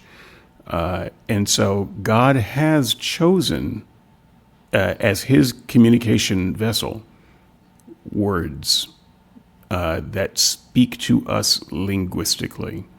And whether that's a good method or not is not what I am trying to adjudicate, but that is his message. And if he occasionally speaks to someone in a different way, that would be the anomaly, and not the thing. And so if what you're doing is focusing on the numbers, I would caution you to not focus as much on the numbers and focus more on the message, because you can miss the message that may not fit into some particular pattern, while you're chasing patterns. And so, in debates like this, you can be far more effective by just presenting the word. But what if God has sent me to do what I'm doing? Well, we can look at the word, right? And in his word, he does not tell anyone ever at any time over any part of history in any place in the Bible that they will discover him through the numerical patterns of the things that are written down. We don't even have the original texts to do numerology on, and God would have known that we wouldn't have those texts. And so it would be highly unlikely that God would have sent you to explain the word by incomprehensible number patterns. That's simply not his method of communication. And so once again, if your numbers are in keeping with everything that is in the word, and you know that the numbers are a stumbling block, you should just stick with the word. And this is where again I would disagree with you. Lots of atheists have converted to Christianity, and they did it because of the words that spoke to their heart. That's why they did it. That's how you do it. Now, I can tell you statistically in America, for every one convert to Christianity, there are 6 people who leave Christianity, and the numbers are way worse in other parts of the world. That's irrelevant, though. The people who do come to Christianity do so because of conviction from the Word.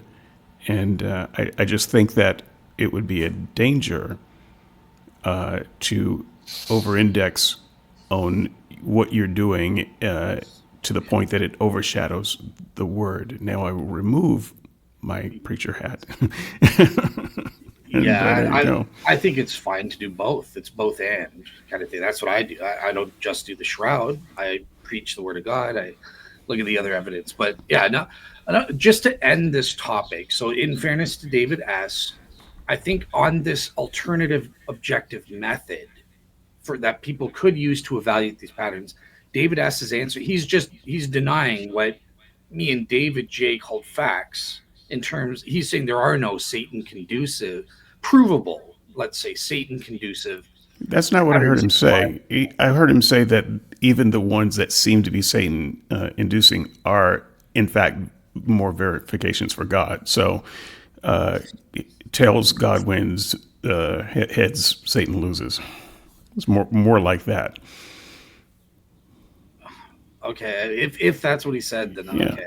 Yeah, because the number 666, he said, well, that number still belongs to God. And so even with the example of, did I not understand that right? Well, that's what I was saying. Well, let me rephrase. You're not going to find a Christian is not going to find a pattern in the Bible that says that the devil wrote the Bible. Okay, so let me ask this in a simplistic way, then, David S., so we can finally end this section. But okay, in your opinion, are there provable Satan conducive, meaning pro Satan patterns in the King James version of the Bible, versus are there pro the same thing I just said, pro Satan conducive, pro Satan patterns found in the Book of Mormon and the thing? Are they the same, or is there a difference? The patterns in the King James Bible point to God being God, and the patterns in the Book of Mormon show that it's from the devil. They match up. That's what I thought. So okay, all right. So yeah, so it is what I was saying then. So okay, cool. So we can totally. Did God write the Book of Mormon? No. Then why would there be God proofs like numerology in the Book of Mormon saying that Satan wrote the Book of Mormon? If that's what the Book of Mormon is saying with the special language, then it implies that God wrote it. Well, you've got to understand that God can set everything up in just the right way. That's the issue, is that whenever... Okay, then God wrote it. Well, but right. You understand what I'm saying. You understand. Well, yeah, you're saying that God put the pattern there. It would be stupid if Satan put the pattern there, saying that, Satan is stupid or something like that. That's not a Satan message. So, well, that's a better way to put it, is that God put the pattern there, but I'm not saying that the Book of Mormon, for example, there are patterns in the Quran. Yes, there are. But I'm not saying that God put it there to show that the Quran is from God. He put it there as a warning. Does that make sense? Okay, so in other words, there are patterns in these other holy books that we can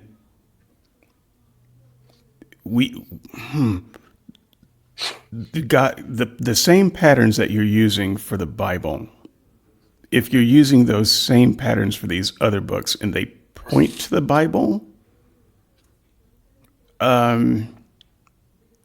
it seems like God is the one who is behind the authoring of all of it.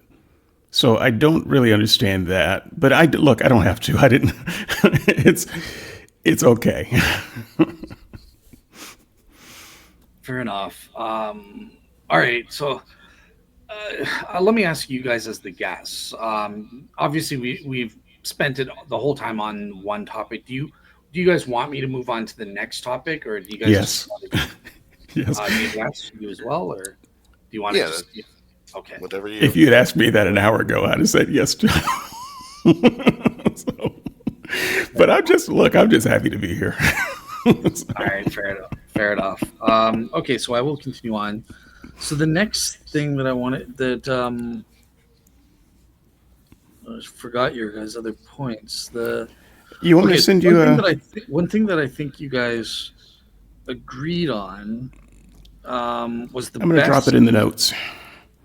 Was the best for atheism. So David said that the best for atheism is this assumption of materialism. Materialism is true, and that making that argument on materialism, God, supernatural, Christianity, it's all nonsense. And you said, David, the fact that God is not visible in any specific way, in ways that we would expect. And we listed a whole bunch of ways, right? For example, we would expect there to be impossible for there to be a believer or anything like a disbeliever, but yet you exist. And you also mentioned various other things that we would have this expectation, but yet they don't show up. So therefore, I think you guys are kind of on the same thing, right? You guys are arguing there is no evidence for something beyond materialism. Materialism would be the default state. Do you guys want to go back and forth on that issue? That's if David wants to discuss it, that's fine. I did want to give no one has to respond. You don't have to say anything, but just for the listeners, I did want to give one example of what I was talking about earlier with the number patterns, just so they get it. In the King James Bible, devil occurs 61 times, and if you search in the Book of Mormon, the book occurs 61 times. So there you go. That's an example of what I was talking about earlier. But David, if you want to talk about materialism, you go ahead and I'll respond to it. Okay, sure. Materialism is a thing that everybody can agree on. You don't need a degree. You don't need to spend a day in school to run into matter. In fact, just close your eyes and walk around your house that you're very familiar with. You will run into some matter, literally. So we don't have to make a case for materialism. It is universal knowledge. It is properly basic belief. All of that. You have to make a much harder lift to run into a God, because that's not as obvious as matter.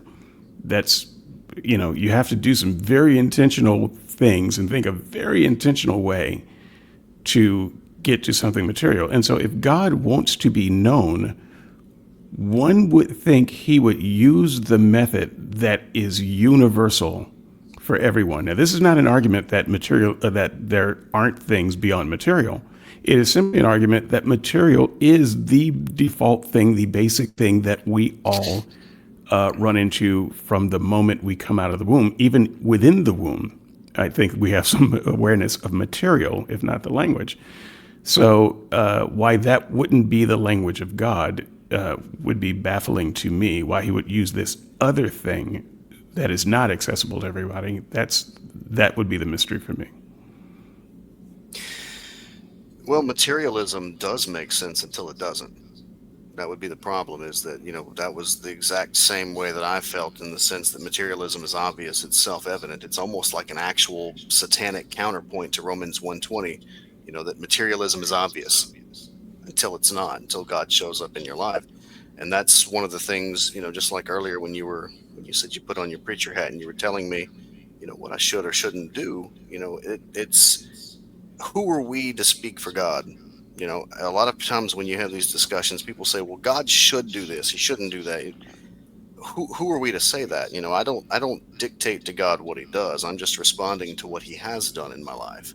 So in that sense, I used to believe in materialism. I would have said, David, you're spot on with materialism. It's A is A, like Ayn Rand would have said.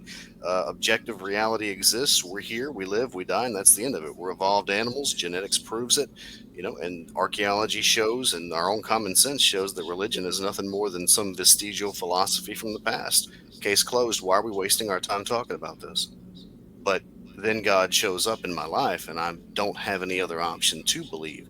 So all I can do at this point is tell you what he's done, give the information that I've been given, and then let you respond. That's the problem, is that it's not in the Bible. You preach, but a lot of people want to engage in debate, and there's not really much to say. I can tell you what God has said, and then that's the end of it. Well, I actually would agree with that.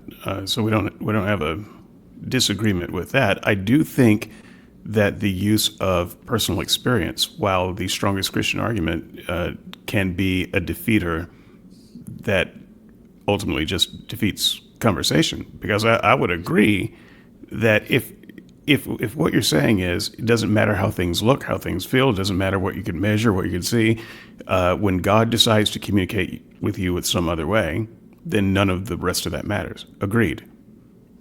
But that is not an argument against materialism writ large. That's just an argument for why you don't accept it. And so I agree with why you don't accept it. I understand why you don't accept it, but in some sense, I have to ask, why does God do a certain thing, or to say that God should do it this way, because I'm the one that he's trying to communicate with, right? And if he's trying to communicate with me speaking a language I don't know, I have to say, look, God, if that's you, I don't understand your language. Can you try English? And in the same sense, God, I'm not, apparently my spiritual detector is broken. Can you do something more physical where I can understand it? So I do have a right, if God is trying to communicate with me, to say, well, then maybe God ought to try this. Can I just you ask for... Go ahead. Well, David asked, when you're answering, I think this will be helpful, because remember, this is the best argument for atheism. The atheist has the burden of proof here, not the Christian. And I just wanted to, do you guys think that there's a distinction between material stuff, which everybody agrees on, and materialism, the philosophical position of, or ideology of materialism? Do you guys think there's a difference? And does that... Yes.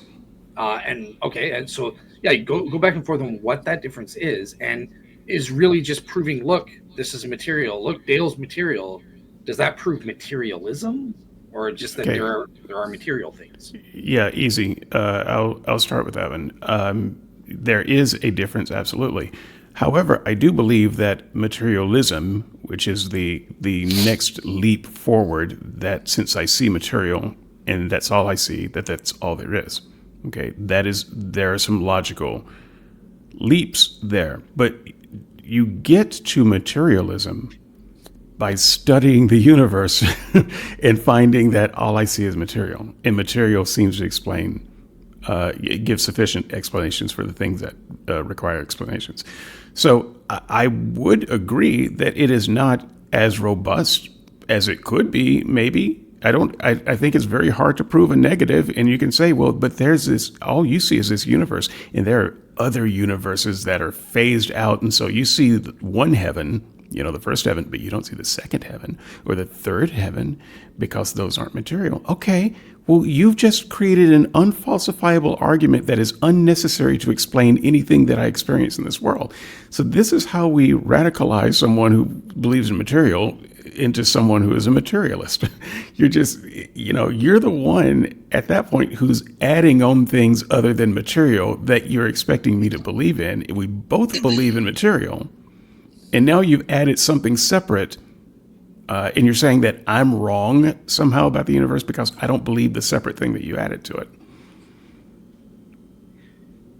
I don't personally see any difference between materialism and believing in God, in the sense that I believe in a God that's always existed and has all power, and someone who says that the universe is all that there is, or whatever superstructure beyond the universe, that's all that there is. You've got basically what I had said before: is you have two gods. You have the God of the Bible, who is always existed, always will exist, and has all power, and then you've got on the other side this physical construct of reality that no one can possibly even explain. I mean, we get little glimpses here and there of how physics works and whatnot, but no one has an answer as to why there's anything that exists at all, within the framework of materialism, or the hard sciences, as they want to call it. So I don't see a difference. We're both willing to believe, to have faith. It's just my faith is in God, and David, if you believe that the physical universe, or whatever you want to call it, is all that there is, I don't see a difference. Yeah, there's a difference though. You have faith in an answer that cannot be proven. Okay, that is one faith, and I would agree that that's faith that you have. I have questions that I don't have answers to, but I don't. That doesn't mean that I have concocted an answer that I have faith in. All right, so I can just acknowledge there are some things that I don't have answers to. In fact, I'm not a scientist. There are a lot of things I don't have answers to. That doesn't mean, therefore, I should believe in an answer beyond the material. Because right now, the only elements I have to work with to find answers are the material. And I have encouraged people, if there are other elements that I can use outside of material that are reliable for discovering truth, let me know what they are, show me how to use them, and I will be glad to give it a try. But I have to have faith in even the tools that it takes to come up with the answers. Materialism doesn't require me to have faith in anything, but what it does do is render me ignorant on some answers to questions that I would like to have. Well, I don't agree with the positioning sometimes, and maybe you're not doing this here, but I'll speak broadly, is that sometimes I find atheists who approach the conversation as, look, I don't have beliefs and I don't have a worldview. I'm simply responding to yours. And I don't believe that. Everyone has beliefs and they have faith, and everyone is here. I mean, you own a blog, you do have beliefs. You have positively given your opinions and ideas on your blog. So you do have beliefs. And so in that certain sense, we are two people that have differing beliefs. You had mentioned earlier about if God would just communicate to you in English. Well, we had just spoken earlier about patterns in English, and you dismissed that. So Yeah, what but is it gonna it take? hasn't been shown to me that that's God communicating to me. There you go. So that that's where you have to take that leap of faith. I don't think that there are very many things. I'm not going to say there are none because I'm human. I don't think there are very many things that I hold to very tightly that require that kind of leap of faith. And you might ask, well, here's a belief you have. Why do you believe that? And I would explain that in very material ways. Well, why aren't you explaining it in spiritual ways? Well, because I don't have a fistful of spiritual to examine. I'm told that I'm not a spiritual person. I'm an atheist. So I don't even have that faculty. It's not possible for me to answer the question the same way you would, because I am not privy to or do not possess any of the spiritual tools to answer these questions any other way. Well, but also too, in the sense that if you were to believe that the spiritual world doesn't exist, I mean, do you actively believe that, or you just say, I don't know? For the most part, I think I would say that I don't know. Now, that said, I will say No one has said anything remotely convincing in that direction. But I'll tell you one of the things I do kind of sort of hold loosely believe. I do loosely hold to the idea of other universes, even other universes that preceded our universe that have that operate under different laws of physics, and that could also produce some types of life that might be taxonomically even higher than ours. I believe that that is absolutely possible. So, would that constitute, a spiritual realm? Well, I don't think it would, because it would still be a universe based on physical laws, material laws, even if those laws are cash out differently from ours. But I do believe that there are strange things that are possible in the universe. But when you talk about metaphysics, which is the word that a lot of people use for this, you're not talking about physics anymore. So all of the things that I believe are just weirdnesses of the possibilities of physics. And I think that everything that I believe is at least theoretically possible within the realm of physics. When you say metaphysics, you're taking it outside of the realm of physics into something else. And at that point, I have no idea what you're talking about, because all I know is the physics. But whenever I talk about God, you do understand, I mean, obviously, what I'm talking about. So if I were to ask you, so I know you said with metaphysics, you may not necessarily deal with that, but with materialism, where do you go? Where do you go in the sense of the ultimate question of there being an actual existence versus nothing at all? At some point, that question is either, well, it's simply a physical construct for some reason, whatever it is. We don't even have to explain it. It's just for some reason there is a physical world. It's here, and it's more probable, or it's a less energy state, I guess you could say, than nothing, because if nothing was the default, well, that's not true because we're here. So where do you go with that in materialism? And doesn't it Oh, sound in a certain sense like a belief in God? no, no. But what I would say is materialism. Material is a brute fact, and so you're asking a question that I think is ill-formed. And when I say you, I don't even mean you here. Many apologists ask the question, "Why is there something rather than nothing?" And I think the better question would be, "Why is there nothing rather than something?" What is nothing? There's no principle, even a logical principle, that would present us with a nothing. We have never seen a space of nothing anywhere in the universe. It's all something. And so if you take away all of the planets and stars, there's still something. And so I cannot, with the best imagination I throw at it, imagine a true void of nothingness. That is a concept that is ridiculous to me. And the Christian agrees. The Christian actually agrees with that, because they also have a root fact, which is God. They believe that there was always a something too, right? So we're not different in that regard. We're just different on which idea makes the better brute fact.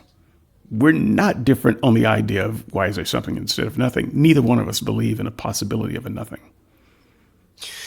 So then how do you get from there's two possible brute facts to the physical world is the brute fact? Because that's the one that we have access to. And it has explanatory power, at least potentially in some theories, to explain itself. Now, you could say that God from another realm, which is also a physical possibility, did something to create this realm. I don't deny that. But what I am denying that God would be somehow some predecessor to something, that somehow God was sitting in a void. There was always something. He created the universe, for Pete's sake. You Christians say you can't get something from nothing. right? But they give us a God, and what does the God do? He creates something from nothing. Well, saying at least there was a magician doesn't explain the trick. If you can't get something from nothing, then a magician can't give you something from nothing either. So there had to be something to something there. There always has to be something. And so, like I said, the Christian and the atheist, we're not that far apart on the brute fact idea. We're just different on which brute facts, and at least my brute fact more corresponds with the physics we understand versus just inventing something new that that's just contradictory to what we can access. As Laplace says, I don't think that we're in need of that theory. I take issue with where you said more corresponds to what we see, because now we're starting to run into the problem of it. This is how I see it: is we have two gods. You may not call it that, but just hear me out. We have two gods, and we're trying to determine which one is real. How, could we possibly? Is there some point? Would specified complexity work at this point to find out which brute fact is real? I don't know. The thing that you're calling a god for me is just material because that's what we see, right? What we're calling God for you is non-material. Well, I've never seen a non-material before. I don't even know what that means. That sounds contradictory. It has to be something. God has to be something. You say God is a spirit. Well, a spirit is something. The spirit of God moved across the earth. Something moved. So if you're saying that God is in essence nothing, then I don't understand what you're saying. If God is something and heaven is something and God is in heaven, and God created some things and you can't get something out of nothing, there has to be something. Well, I don't know what spirit is, just like you don't know what matter is. Can I jump in here because Sure. something David J said really resonated with me, and I didn't fully get it myself in terms of this question: why is there something rather than nothing? And you're right. I was nodding my head emphatically for the Christian, given God. Um, every logically possible it's logically impossible for nothing to exist because God exists in every logically possible world. That's the way we in modal logic. And I want to ask you, David J, from a modal logic perspective. Okay, God's exists is the fact that makes it logically contradictory or impossible for nothing to exist. But if we're not assuming God exists, and let's substitute the materialism God, right? The materialism, or the material, as we're saying, that's not material of the universe, doesn't have to exist in every logically possible world. um, there's no reason why there could be an immaterial world or something like that. So where does the contradiction come in? Why is it a fact that material has to exist, logically speaking, in every logically possible world? We understand with God because, okay, by definition, that's he is a logically he grounds the laws of logic themselves. So obviously he would have to exist. There's an explanation there. But with material, I can envision worlds where, yeah, there just is no material, stuff like Right. that. But if you can, that is in itself a logically contradictory idea as I'm hearing it. Because if you're envisioning a world, then you are envisioning material. So there cannot be a world where there is no material. So if it is a logically possible world, material is a necessity. So Well, otherwise, worlds what are you are calling a world?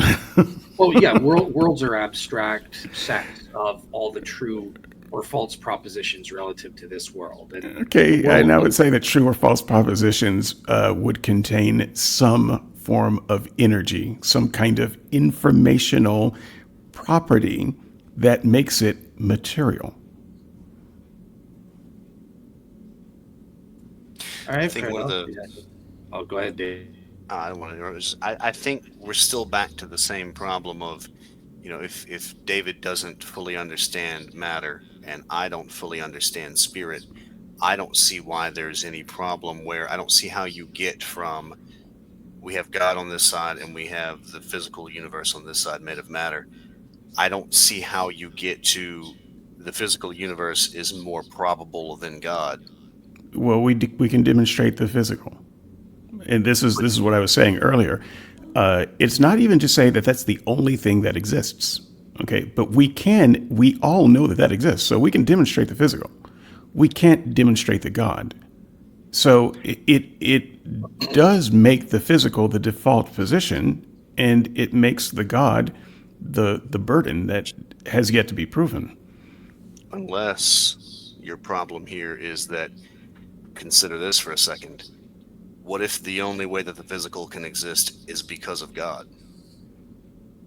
Okay, well, then God is still the physical. What is God made of? Spirit. What is spirit made of? I don't know. Okay, so what's the difference between spirit and nothing? If there is a difference, then that's physical. That's material. That's physics. Well, spirit would exist and nothing wouldn't. Okay, so so spirit, no. So spirit, if it is different from nothing, is something. And there is no something without physics, some kind of law that organizes it and makes it different from the nothing you're inveighing against. And so you can't even say, well, there's God plus nothing. No, there's not God plus nothing. God is in a medium, which is not nothing at that point. Well, you're kind of, though, you're taking the assumptions of physics and applying it to the spiritual. Do you see that? No, I'm not. I am just logically. I'm just logically saying, when we can go into your spiritual realm, if the spirit is the same as nothing, we could just call it nothing. But if the spirit is different from nothing, then it's something. And there is some kind of organizing principle at that point that makes it different. And what I was saying to Dale is, if it's pure information, information is physical. Information is something. It is not nothing. And so you can say information, I can say energy. They're both somethings. We are not fundamentally having a discussion about pre-existing somethings. We're just talking about the difference between the way those somethings were organized. We can look at this universe and we can say, well, the laws of physics theoretically uphold, models where it's eternal, and we can say if laws of physics were different in the quanta, they don't even have to follow the laws of physics that we experience at the level that we do today. And I think that we can show that laws of physics were at the very earliest stages of the universe different than what they are today. But there's still laws of physics. They're still there. There's still something. And so if God, he's still something too. You can say spirit, still something. Where is God? Where is God? He's in heaven. Heaven is something. Heaven is in some kind of vacuum of space. That would be something. It's all material. You can't get away from the material by invoking God. But you're still assuming your understanding. Well, no, I'm not. I'm assuming logic. If God is information, we don't even have to use the word. If God is just pure information, he's still material. But you're still doing that, though. You're still saying, look, this is the truth. I understand this. I believe this. Let me explain it to you logically. You don't like me saying that information is material, but I'm asking you what your God is, and to explain him in a way that he would not be matter or energy. And you cannot do that. God is the ultimate energy. I mean, that's still energy. Well, let me say it this way. This might make it easier. I don't understand God, and neither do you.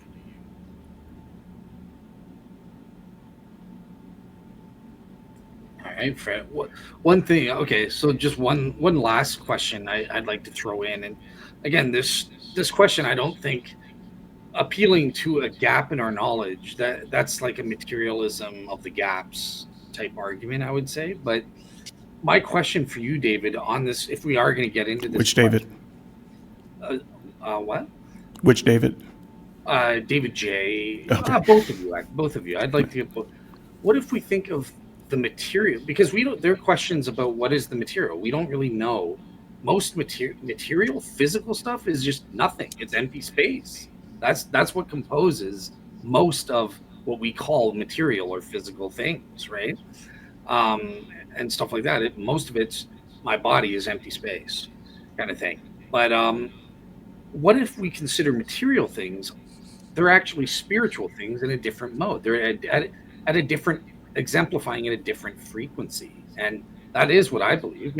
Material things are actually spiritual substances at a certain frequency, or a certain, whatever you want to say, a certain mode of exemplification. Um, so there Cool. I'm is a no difference. musician. I understand frequencies. Frequencies are something. Okay, So, a mode. It's so everything we see is spiritual. We can just beg the question and say, yeah, everything we so spiritualism is actually true. sure, you could say that, but you're just redefining words at that point. I can say that everything is potato.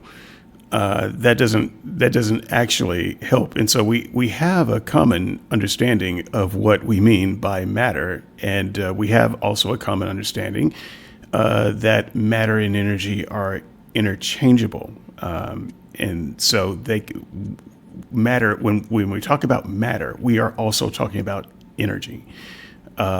And so if something has energy, and energy would be the power to cause change. Nothing can cause no change. But if something can cause change, it is energy, and energy is matter. No amount of redefining that as spiritual will help. I'll be glad to call it all spiritual, but then I would just say the spiritual operates under what we understand as physics. And Okay, so you still haven't gotten away from physics. no, that's where my question comes in. I'll just, because okay, so you're just saying, look, everything we observe, you're making an inductive inference here, right? See this table? You're making a universal.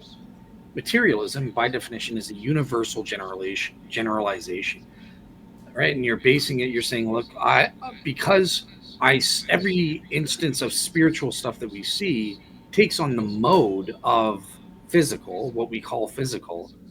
Therefore, all spiritual things actually are physical thing in the physical mode, so to speak.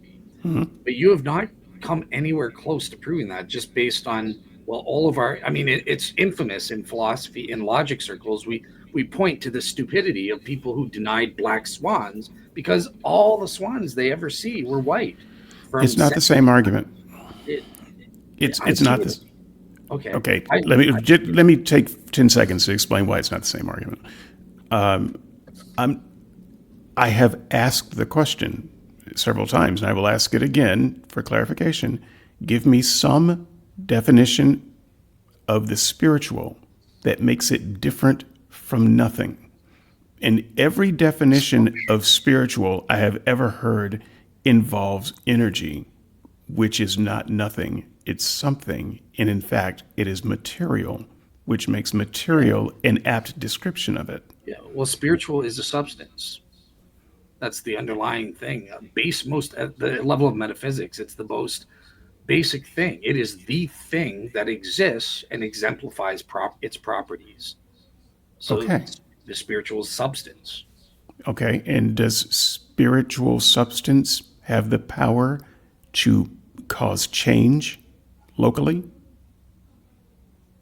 But Locally, aren't yeah, you of course. applying physics Because, to the spiritual? Well, I'm trying to define spirit, well, remember, or spirit. at least understand spirit in a way that makes it different from physical. And so far, just calling it the substrate of everything, I can say material is matter is the substrate of everything, but I can define what I mean by matter. I can define what I mean by energy, and it is clearly differentiated from nothing. The way you define it, you're just saying, look, there's the spiritual substance at the root of everything, Great, but and we can that's a identify substance. certain properties it has. We call them physical properties, Okay, so right? it's not inappropriate then to So, say that it's a brand of physics. If it's energy or material, wait. it's not inappropriate to say that it's material. Okay, but here's what I'm saying, right? So I'm saying that the spiritual substance can have different properties in different modes, and we are familiar with a lot of the ones that take on the physical mode. But you are saying, as a material as an advocate for materialism, that those are the only properties this substance can exemplify, and that's an assumption. There's no proof of that at Okay. all. And Can spirit take on the mode of nothing? no, Okay. by definition, it exists. It's a thing that exists. No Can thing. spirit take on the mode of non-information? Yeah. Okay. So something can have a spirit but contain or convey zero information. Yeah. I mean, yeah. Again, I don't define information as a physical thing. I know you do. I'm pretty sure there are non-informational properties. If that's the case, then yes. But isn't it unfair to ask a question of Dale whenever, I mean, it's obvious that Dale and I don't completely understand the spiritual, but in the same token, it would be like if Dale and I were asking you, okay, explain to me exactly how matter exists. And then you say, well, I can't answer that. And I go, aha, therefore it's nothing. Right, but I can define matter. I can define matter in a consistent way. So at the least, if you're going to say that there is a difference between spirit and matter, then you should be able to articulate the difference that you see. And my point is that every time you define spirit, it comes out being matter. So, I can see where you might say spirit is a type of matter. It's a type of energy that's different from other types of energy. I think the quantum foam is a different type of energy than the energy of throwing a baseball. At some point there might be a connection, but at the moment, I'm happy to say those are different types of energy. If you want to say that spirit is a different type of energy, happy to say that, but it's still energy, and therefore, linguistically, it's still matter. But aren't you still at the same point whenever you say the spirit? I feel like that I understand because I would have agreed with you in the past in the sense that I would have said, if God exists, then he must be part of the universe in some way. And so the same thing here with you're saying if the spiritual exists, then it must be subject to physics. But what if physics is subject to the spiritual? Fine. All we've done is swap definitions. Don't care. That's just a definitional disagreement, or even linguistic. I don't even know if it's definitionally different. I don't know if definitionally what Dale is calling spirit is different from what I'm calling matter. It just becomes a linguistic thing. And so if in this setting I have to call it spirit as opposed to matter, I don't know that matters. Because we're describing the same set of things. And I would imagine that spirit, even this underlying thing that you're calling spirit, would have some kind of organizational principles. Let's call them laws. And so they would be laws of spiritual physics. But isn't that a massive assumption, though? Because in the Bible, God is the author of physics. God isn't subject to physics. Okay. If God does not operate by laws of anything and he's just random, then he's no different than saying universe at that point. Why? But I assume he's random, though. okay, well, if he has laws, then he's not random. If he's different from the universe, but somehow has no laws, he's just universe. I mean, I think I don't understand what you're saying the difference would be. I think, though, in a sense, you've got it. God is. Oh, I'm sorry. The phone cut out. Listen. Oh no, I can hear you. So let this be the last word, because I do want to move on to the next section. Okay. Well, I hate that because I actually like the topic quite a bit, and I know that I know it pisses off a lot of people by saying I don't care if you call it God or spirit, because at the end of the day, if you're defining spirit the same as I define matter, we're talking about the same thing. Yeah, but So it's not. It includes that the way I was. So I missed. I had to answer the phone, so I missed what you guys were saying. Unfortunately, but you should have put the the, phone call on the podcast, man. You're not dedicated at all. but the thing is, you've got the claim. So, like, from my understanding, your argument here, David J, is look, materialism is the claim that only things that exemplify the physical mode exist, and your evidence for that versus the other thing. No, there's a spirit. The only thing that exists is spiritual, that can come in either a physical, exemplify either properties in the physical mode or properties in a non-physical mode. And your argument to say, well, no, we dismiss the non-physical mode entirely, is because, well, you lack a definition of defining a precise definition of the non-physical mode properties and how that works. But that's a fallacy. No, it's not. You made the claim of non-physicality, and you're saying that spirit can operate in this non-physical mode, and so you would have to be the one. Now you've introduced a new mode. At the very least, explain what non-physical, which is non-informational, non-energetic. What is that, and why would that be spirit? Whatever the definition of physical is, it's negating those things. It's non-physical in that sense. And you are the only one making a claim. I'm just saying, well, what if a being exists like this? We can't just assume because if he's a being, then he has energy and information at minimum, and so he doesn't have physical energy necessarily. There can be How do you prove there's not a non-physical energy? It seems oxymoronic. I don't know. I cannot comprehend what non-physical energy is, because energy is matter, which is physical. Okay. So we have to rename it. Okay. So I was using that powers, capability, capacities, and stuff like that. Right. Which is all energy. No, it's not. No, it's not. Yeah, it's you could say it's potential energy. But if God has stored up in him the power to blast a planet into existence, he's energy. He had that potential energy. So all I'm hearing from you've got nothing. You've just got you are not defining what this other thing is. It doesn't matter. That doesn't mean it doesn't exist. Just you have to prove it doesn't exist. If you're saying, I don't. I'm only talking about the things that we know exist, and you're saying that there's this other thing, and you can't prove that it doesn't exist. Well, you're right. I can't prove the other thing doesn't exist, but I'm not the one who introduced it. No, but you did, because when you said I say that I know that God exists. Only physical thing, you don't just say physical things exist. If that was your claim, and then you pointed to physical things, boom, you got it. But it is my claim. You say the only physical things, which no, materialism says only physical things exist. Now, the fact that I am a materialist is separate and apart from this conversation. I have not argued as a materialist. I've argued as a person who only sees material things. And when I hear Christians describe what they are calling spiritual things, it maps onto my understanding of the material.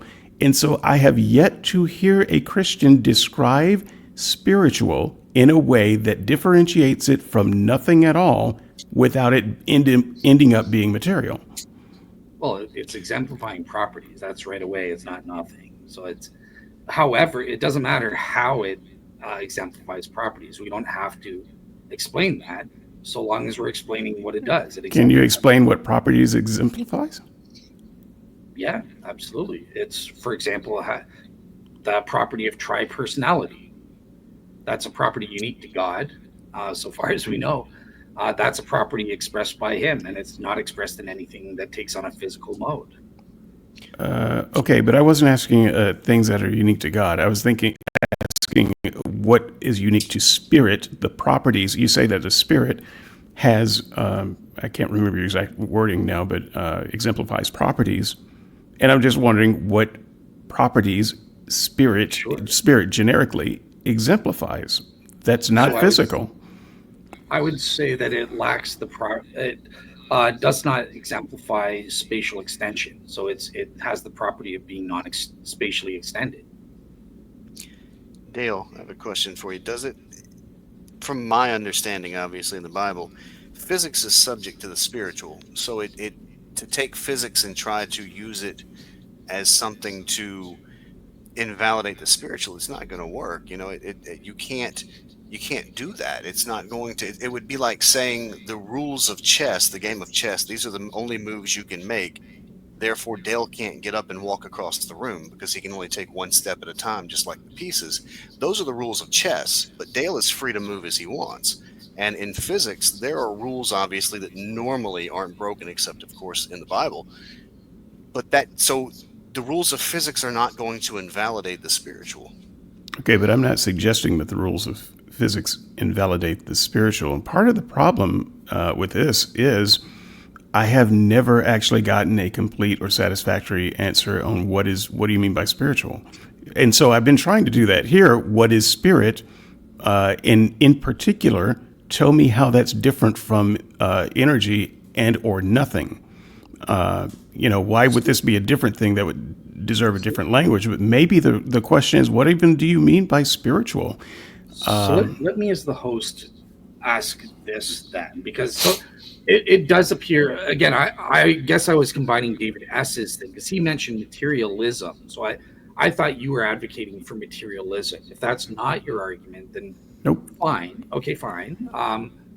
I don't know exactly what you think the best atheist argument is then. Like, you're just arguing there are material things, and you're arguing further that we know more about material things in such a way that we can define it, not fully, but we can define it to a way that you like.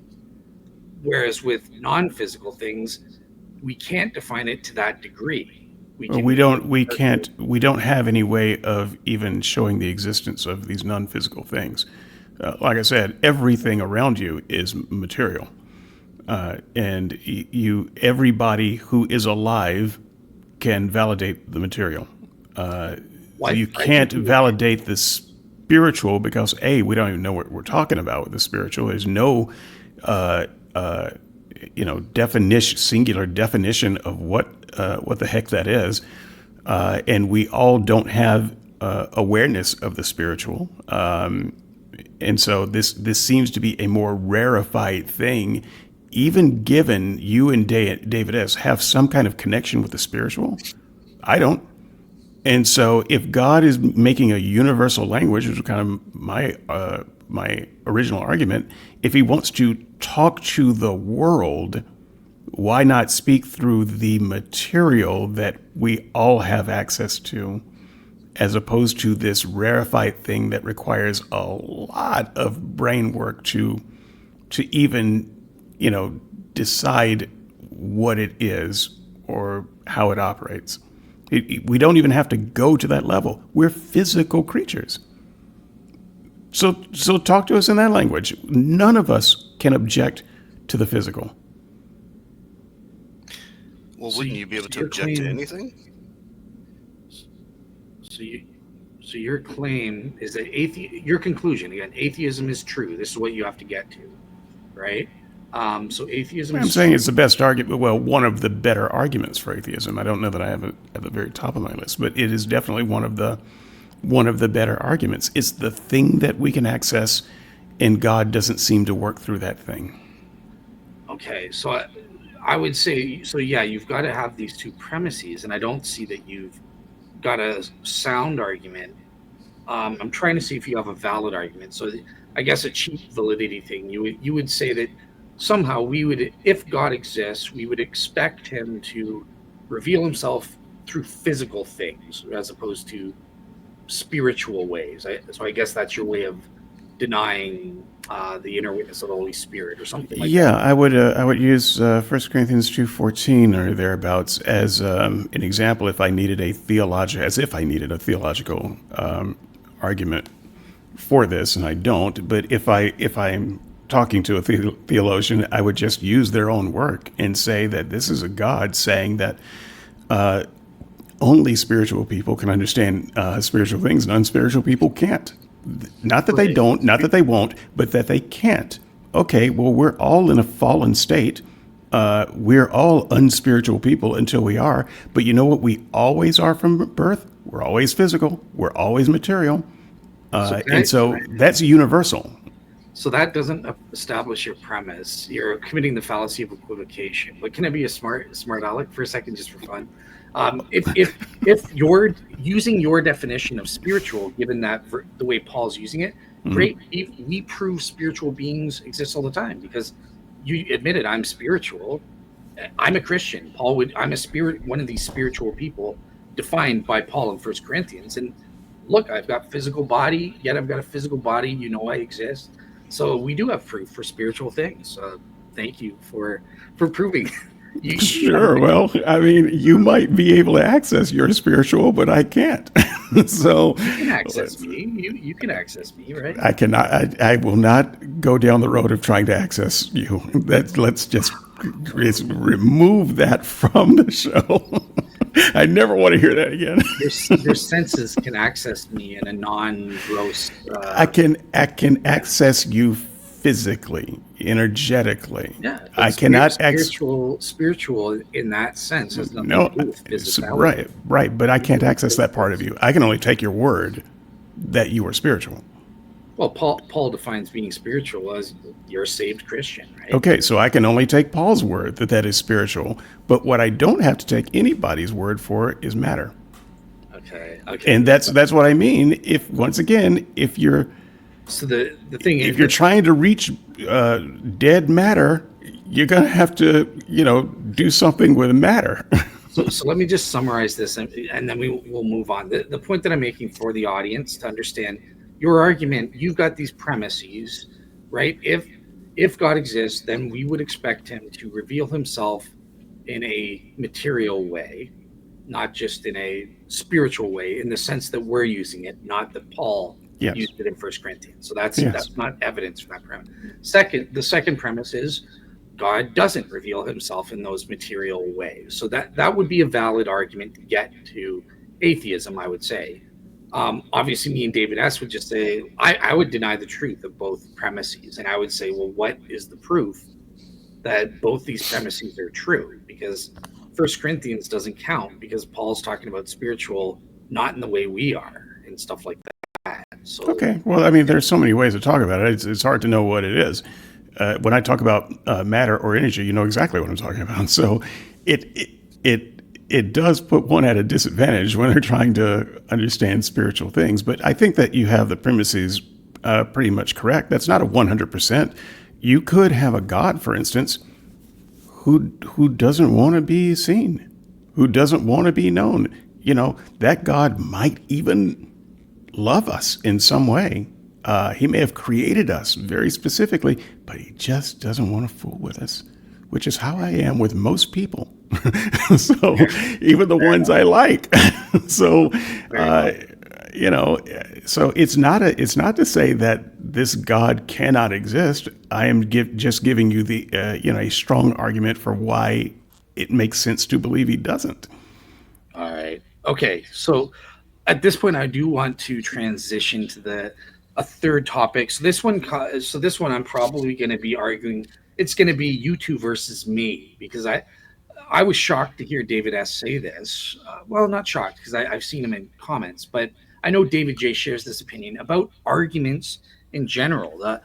David S. said the weakest Christian thing that Christians can argue is to make arguments in the first place. That's it doesn't work, guys. You can't have these premises leading to a conclusion. Logic, rationality, and arguments are not evidence. And this is something I know I've heard from the atheists and skeptics all the time. So I think I'm going to be the odd man out getting ganged up on here.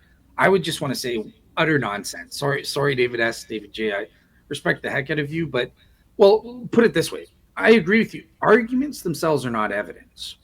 Good arguments are evidence, because basically what is an argument? There are different, you have a set of premises which have to be, and a conclusion, right? So in the case of a deductive argument, the structure has to be valid, meaning that the conclusion actually follows inevitably. It's impossible for the conclusion to be false if the premises are true. In the case of an inductive argument, it's got to be cogent, meaning if the premises are true, the conclusion is probably true. That aspect, that's great. That's the law. That's how logic works. Logic is something we should base our knowledge on. But then there's the evidential or factual question: is the argument, deductive argument, sound, or is it deductively strong? Meaning, are we warranted in believing those premises are in fact true? And that's where we get into a discussion of objective evidences or reasons for believing the premises are true. And if we've met our epistemic obligations in that regard, so that we have a deductively strong or good deductive argument, or in the case of inductive arguments, an inductively strong or a cogent inductive argument, then that is good evidence. It is illogical and against God, because God is the grounding of all logic and our ability. He designed us with the ability to be logical creatures. So yeah, David J, David S, just to rile you guys up, you guys are both full of nonsense if you deny logical arguments as a good way of convincing. That's why I'm here in the faith. So go ahead, and David S, I will start with you to lay into me and tell me why I'm an idiot. But yeah, I am interested in your view here. I have to actually go on mute and run off for about a minute and a half. You're gonna miss the fun part, man. I understand, but I have to pee. That's okay. Okay, I will wait. you should have just taken the nicer thing that I said. Everybody makes me do this. All of it. When I do a show, sorry, I got to go for a minute. Oh, you got to go to the bathroom, right? God, I need a better set of friends. You're gonna miss the fun part. You decided to share. You forced me to explain deeper. I'm waiting. Okay, well, fill in the gap with something else. You guys are good at filling gaps. Yeah, so yeah, David S. I'm just obviously I'm being a bit provocative there and stuff like that, but I really do substantively mean.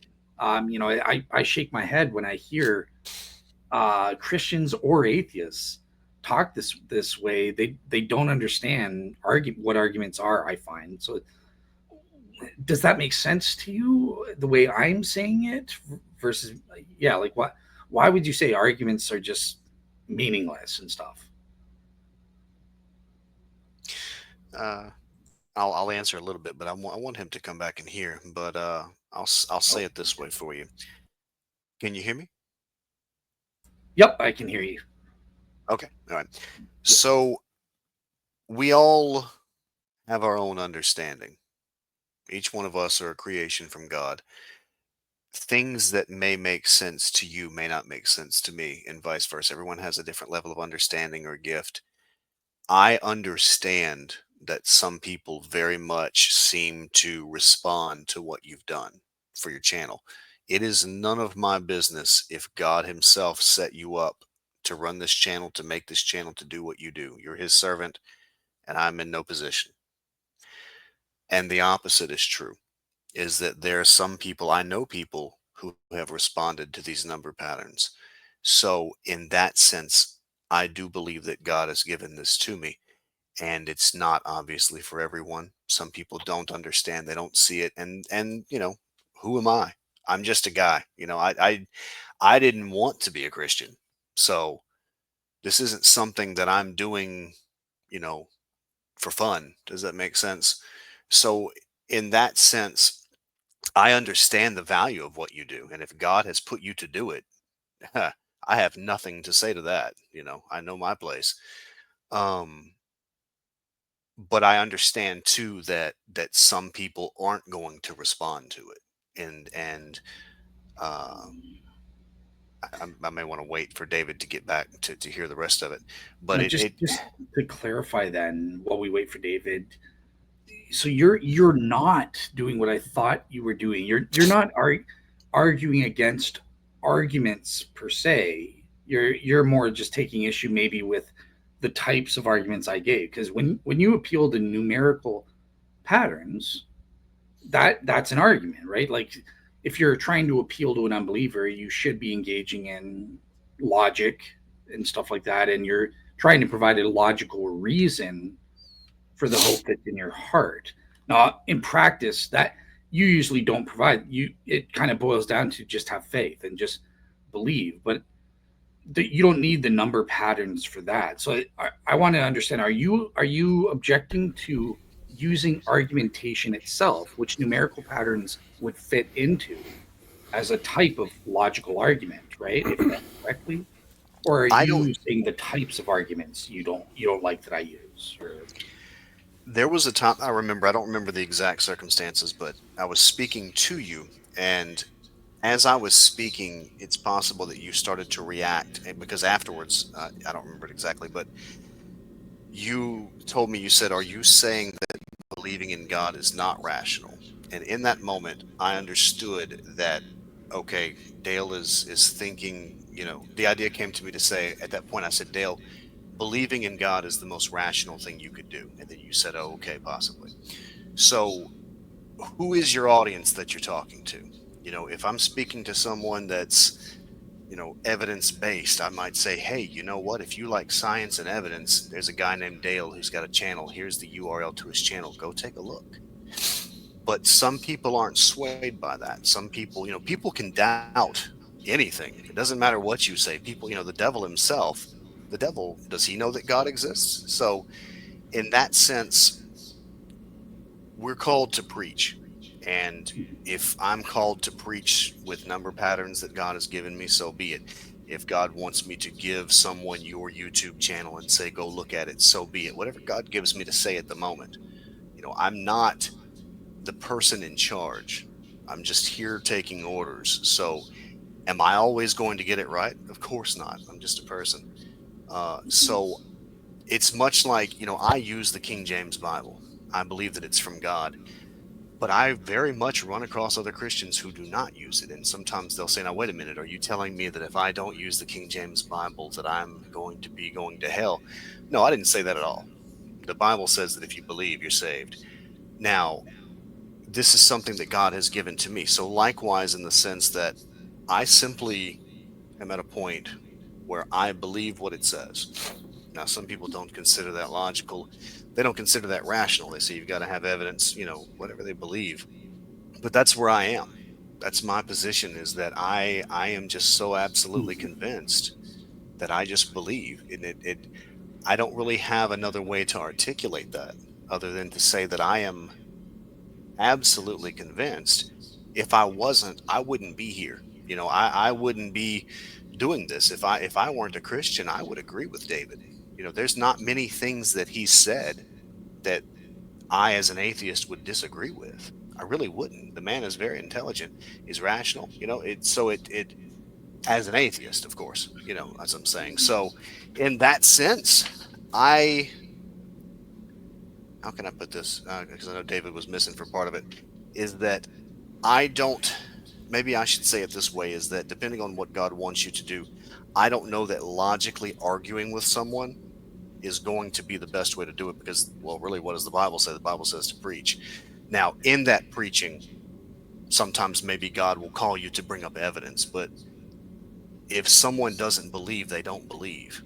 And you're not going to argue someone rationally out of their position. I mean, it didn't work on me. It hasn't yet worked on David Johnson. It hasn't worked on other atheists, that these people might consume more YouTube apologetics than some Christians. And it hasn't worked. So, not that you should stop, far be it, because do whatever God leads you to do. That's not my business. But that it may not be effective. Does that make sense? I fully agree with all of that, even the stuff that I can intuit, because language is a pattern, and I can work back and understand what you were saying. I absolutely agree with it, and when it's my turn to speak, I will try to explain theologically why Dale is wrong. So, which is fun for me. yeah, so I'm just trying to understand, because what you're saying is not what you said at the beginning of the show. So I think you were kind of miscommunicating about, you're not, look, everyone agrees that preaching of the gospel is a necessary prerequisite for salvation, right? The Bible says it's through hearing, but it's both and, as you said, right? Because okay, some people want objective reasons for the hope that's in your heart. First Peter 3:15, and that's what my ministry is. I'm not running a Bible. I'm not a preacher, and I'm not running a Bible,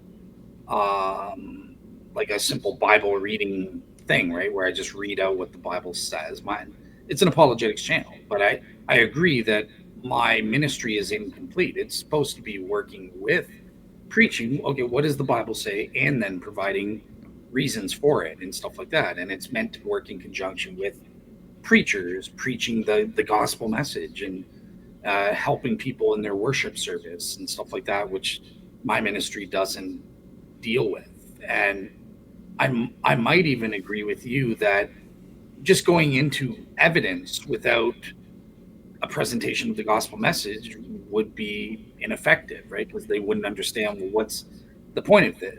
Why am I looking at all this scientific evidence about the age of the earth? Who cares about that? Well, that's why you provide it in a certain context and stuff like that as to why it's relevant or something like that. So I agree with all that stuff, but it just confuses me that you like the numerical patterns are evidence. That's an argument that's attached to the gospel message, and you're providing it presumably as a reason that other people should believe that gospel message is true. It's the same thing Jesus and the apostles did. They didn't just preach the gospel. For some people, that was enough. Other people needed more reasoning, so they performed miracles as proof, authenticating the gospel message was in fact from God, was true. Hey, it's true Jesus rose from the dead. And those people needed those evidences or miracles as reasons to believe. So it's not a one size fits all. So I think we agree on that much. The only thing I can think of is that maybe you're taking issue with this notion of evidentialism, which I do hold, which is a position that says it's not rational to believe anything unless you have sufficient evidence to believe that it's probably true, 51% true or higher. And I am an evidentialist like Gary Habermas. So if you don't have any evidence, I think it's irrational to believe. Or if you have evidence that shows that Christianity is probably false, then yes, it's wrong. It's epistemically wrong, and I would even argue morally wrong to believe that religion is true. That's why I can scold Muslims for believing in the wrong religion or something like that. So if you believe in Christianity and you have zero evidence, or worse, you have evidence, but the evidence as you see it speaks against the truth of Christianity, but you say, I'm believing in Christianity anyways, you're wrong. You're epistemically at fault, and worse, you're even morally at fault. And I think God, even if Christianity is true, will blame you for believing in him on that basis. So that, I think maybe that's where we disagree. Now, again, what counts as evidence isn't just scientific evidence or blah, blah. No, I count subjective evidences like properly basic beliefs. So that's a different issue, right? Like I would say you are believing, I think you would want to say you've got evidence from the testimony of the Holy Spirit and stuff like that. But yeah, if you are literally saying, no, I zero evidence, I just have blind faith. Yeah, that's against evidentialism. That's irrational, logical, and you're going against what God wants. And your faith is a mockery to God. It's an affront to God, I would say. So with that evidentialism thing, before I go to David asks, is it that evidentialism assumption that you take issue with me on, or?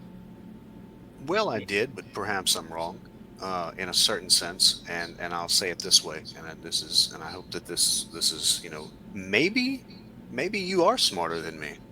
You might be, and that doesn't bother me. There are people that are bigger than me, stronger than me. There are people that are smarter than me. Maybe so, but I believe that God knows me like he knows you, and he knew what it would take. Now, I mean, these patterns are here. I can objectively show you that they exist. Agreed, Whether you believe it's from God or not, that's a position of faith. I do believe it's from God. I'm convinced. And it's one of those things where God's going to meet each individual person. I heard someone say, and you might laugh at this, but just consider it spiritually, that there was a woman one time who said that she believed in God because the word Mesopotamia was in the Bible. She said, I laughed myself, and I shouldn't, is that for whatever reason she believed, and if God used that in her life, so be it. Who am I to judge her and what God has done in her life? That's none of my business, and I would not want to be held accountable for mocking other people or what God has done in their life because I wasn't there, or not even that. I'm who am I to mock these people? Am I to do that? Am I to sit here and say, well, I'm smarter? You might be smarter than some people, and then some people are smarter than I am.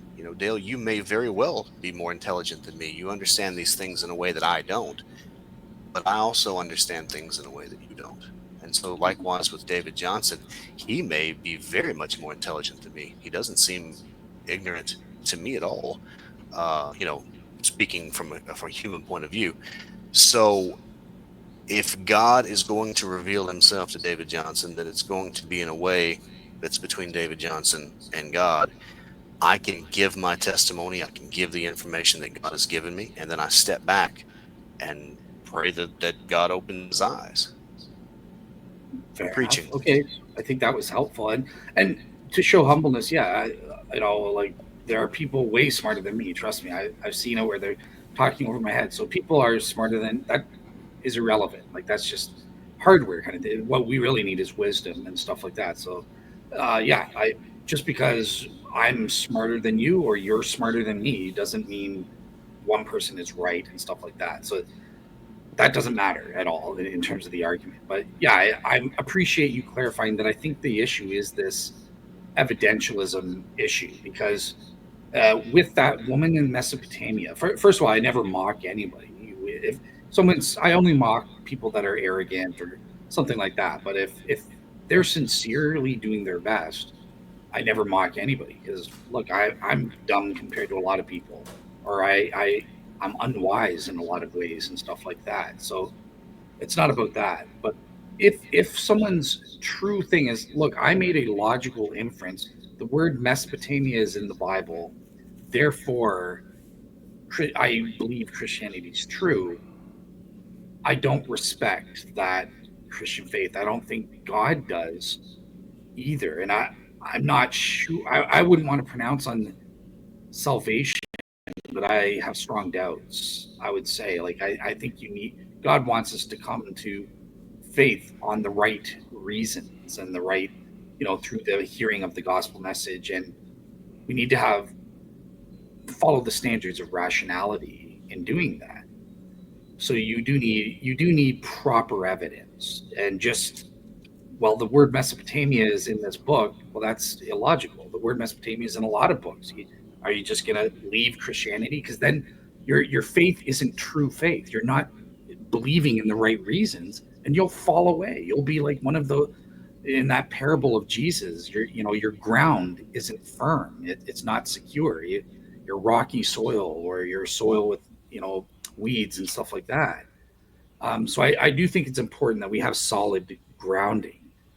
But again, I'm very accepting that woman with Mesopotamia. I wouldn't deny that maybe she's a saved Christian and stuff like that, because she's just maybe she's misattributing.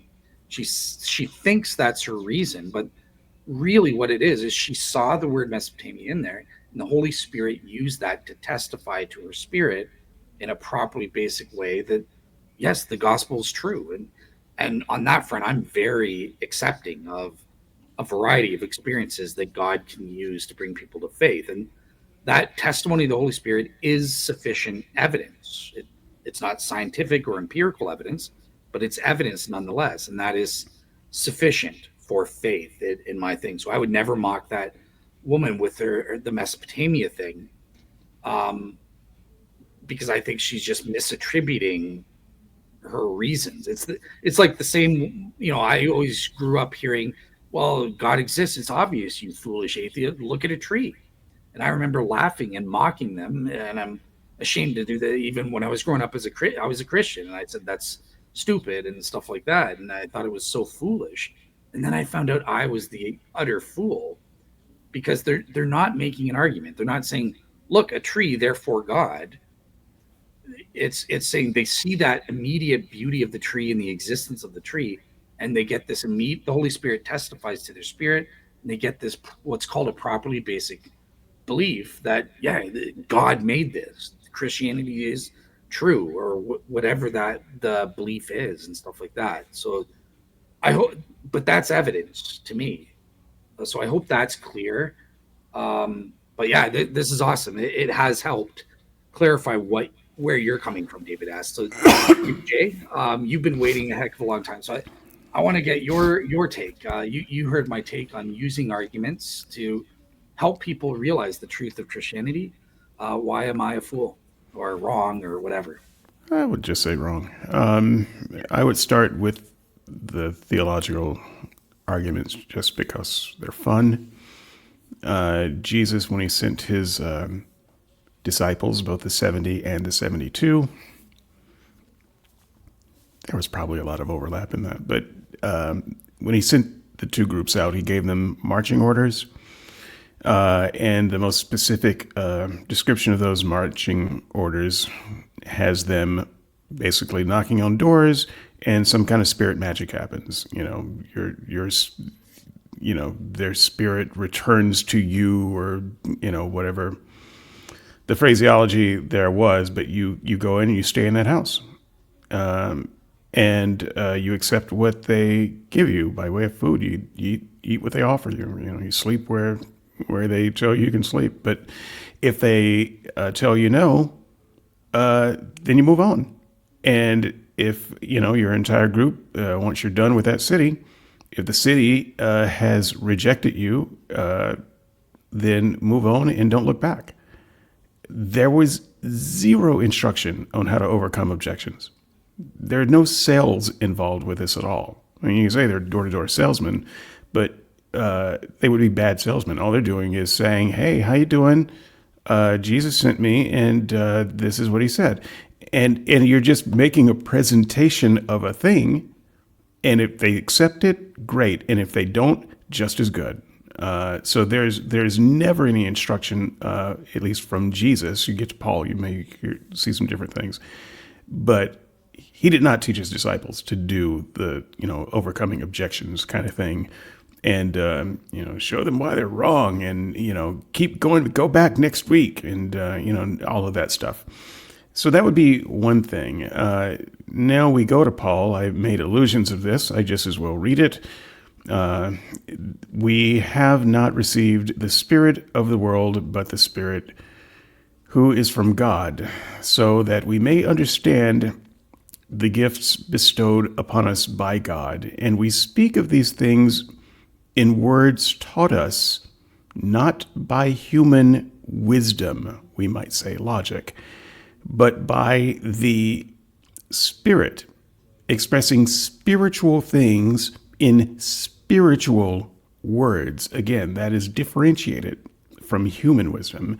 And then it follows, an unspiritual person, note the word here, and I think this is the Catholic Bible, the spiritual person refuses to accept what pertains to the Spirit of God. Now, if you just wanted to stop there, you would be making an error. So if we continue just a little bit further, for to him such things are foolish. He is unable to understand them, because they can be discerned only in a spiritual way. A spiritual person discerns all things, and he is himself subject to no one else's judgment. Great. Okay. So if I fall into the category of unspiritual person who cannot understand spiritual things, then there's no amount of human logic you can give me to make me understand it. It is a spiritual thing. And again, we have to, go somewhere toward the Calvinistic God, to say that God does a work to open your mind so that you can hear and understand spiritual things. That's what has to happen. Me taking all the logic courses in the world isn't going to brute force my way into understanding spiritual things. And so it doesn't really matter how good your argument is. If I have some kind of spiritual block on me, as Paul seems to think I do, then that's not going to matter. And if what you're saying can be understood by human wisdom alone, great. Then I question whether you're speaking spiritual truths or not. But two, then you're saying that Paul is wrong then, and I don't need anything special. All I need is good logic. I don't think that's ultimately the message of the Bible. But let's step outside of theology for a moment for the rest of the argument, which would be, well, in fact, we can kind of make a half theological argument here. My brain is faulty. Maybe a perfectly working brain would understand perfectly good arguments and then could make the perfect connection between that argument and truth. All right. But there is no experience where that exists on earth. And you could say, well, it's because sin has corrupted our faculties, or we can just say that we're hairy apes fresh out of the trees. Doesn't really matter which way you go with that. I can speak for myself and tell you that I am not a good philosopher. So I cannot view a perfect argument and know perfectly that it is a perfect argument. And by the way, neither can anyone at this round table, neither has anyone been able to do in history. And the reason I know that is because of the evolution of philosophy and certain philosophical arguments. Once upon a time, 500 years ago, a philosophy was put down about this thing or that, and the people, the other hairy apes around, said, yeah, that sounds right. Yeah, that's what we believe. Yeah, that's true. But then another 100 years comes along, and a better philosopher says, you know, that thing that person says, actually, there are flaws here, here, and here that haven't been seen, and this is the correct conclusion based on the logic. And everyone says, oh, you're right. No, that is a better argument. We'll give you a prize. And then another 100 years, and we don't need to make 100-year gaps, but you get the idea. As we progress, we build on top of those arguments, we find the flaws, and we make better arguments. If we were capable of understanding perfectly whether an argument was good or bad, whether it was perfect or not, there would be no evolution of philosophy. we would just hear the perfect argument, and that would be the end of it. Or we would hear an argument, and everyone would be able to say, no, that's flawed. Right? But we've gone for ages at times on bad arguments where it took someone else, another generation later, to say, no, that's not it. And arguments have been going back and forth and building on each other to make better and better arguments. And yet I would say that there are none that are perfect today. And if there are arguments that are perfect today, none of us are equipped to actually know it. All we can do is step into the arena and say, well, that seems right to me. That all worked out perfectly, until someone else comes along, makes a better argument that discounts the past argument, and they win a new prize. And we turn out and say, oh, well, okay, now the argument is perfect. In other words, argumentation, even the ones that seem like they have unshakable premises and an unquestionable conclusion, they're often wrong. And we hear those arguments, then we hear different arguments and better arguments, and we change our mind here and there, and maybe we add to the philosophical discussion. That is not a guaranteed pointer to truth. Human argumentation, even the best logic we have with our best minds, cannot be accurate pointers of truth in a philosophical realm alone. It can never do the job by itself. And so there you go with both a theological argument and a purely material one. Arguments cannot do the job of conversion. All you can do with an argument for me is out-argue me. And by out argue, you can make a better case that I would have to, if I'm being epistemically honest, say that for the time being, that sounds like a better case than the one I was making. But when I go back home and do my homework, I might see the flaws in your case and come up with a better case. And if I never get on a mic, all people will hear me say is, well, then, you should have become a Christian. No, I shouldn't have. I just lost an argument. And now I thought about it harder. Just because I lost an argument, just because I can acknowledge that you made a better point, doesn't mean that you were right and that I should change my mind. It's not how any of this ever works. All right. So, I hope.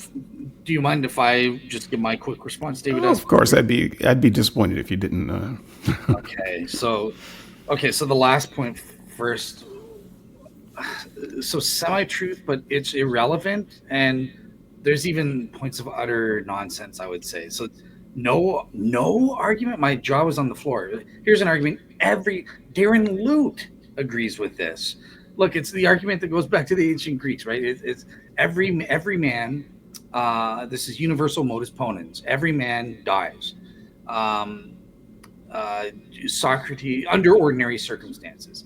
Socrates is a man living under ordinary circumstances. Therefore, Socrates died. That's an argument. Everyone admitted it was correct from the straight beginning, and throughout the centuries, it's never wavered.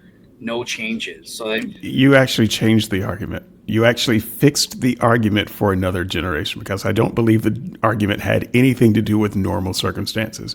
That was what was implied in the argument. You're adding that. And the reason you're doing it is you're fixing it, because the argument can, in fact, be defeated. And so you're just evolving the argument. No, I'm saying that's what there's things called implicit premises, right? So if we read what Plato and Aristotle actually said when they invented that argument, we know what they meant. And they meant under ordinary circumstances, generally speaking. This is what happens to all human beings generally.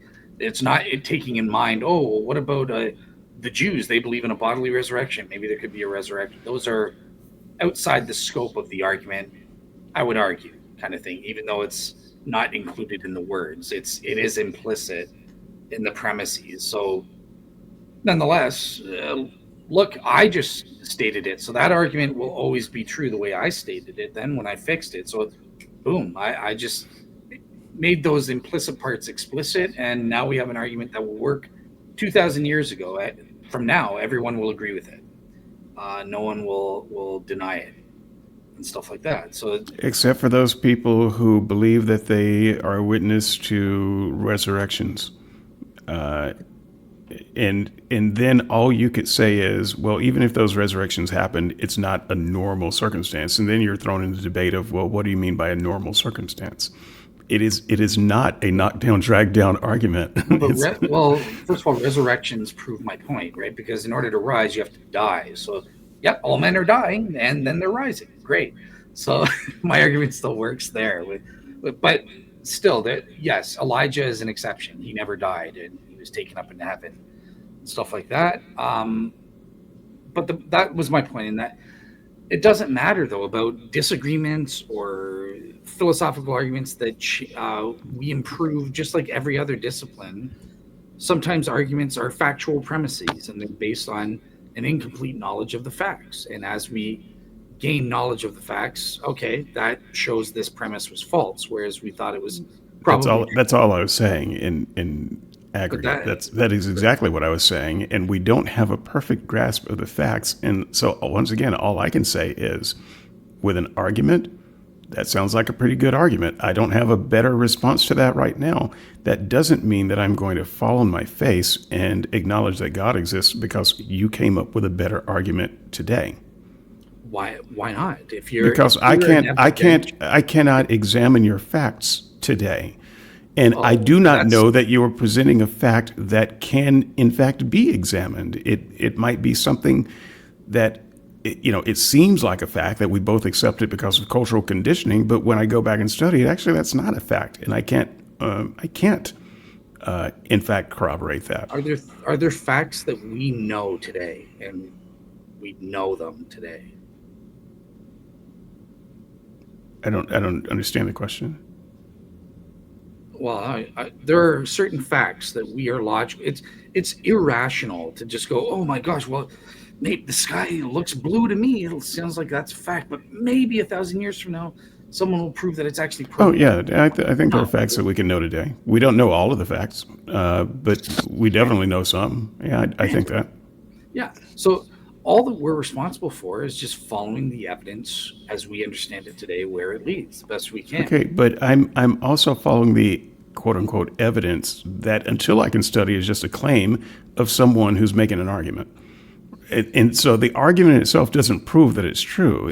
You have to be able to validate everything about that argument along all of its paths, which is not something that I am capable of doing right here in rapid fire discussion about arguments. All I can do is say, yeah, in the grand scheme of things, I think I would score your argument stronger than mine today. Which, by the way, I don't. but that's the best I can say. But that's not an issue. That's basically just saying like, yeah, our arguments are good. This is the way they work, and sometimes we think something's a good argument, and it turns out not to be upon Right. later evaluation. So But that's your claim seems to be that they are unquestionable pointers to truth, and they are not. Philosophy is not. It is faulty because we are faulty. Our brains are faulty. Our understanding is faulty. And we keep improving over the years. We keep correcting arguments. Sometimes we will correct an argument that, it was right, and then we corrected it into something that was wrong. That happens. Einstein once thought he was wrong, but he was mistaken. So let me just ask this. Is your only reason for objecting to my use of argumentation because you think that I've argued for this absolute knowledge is necessary for an argument to work? Is that the reason you object to it? Because otherwise it sounds like you agree fully with me, and I've never said that. Okay, that's not the only reason. I came to faith in Christ, and at 53.14%, that's not 100%. That's not absolute knowledge.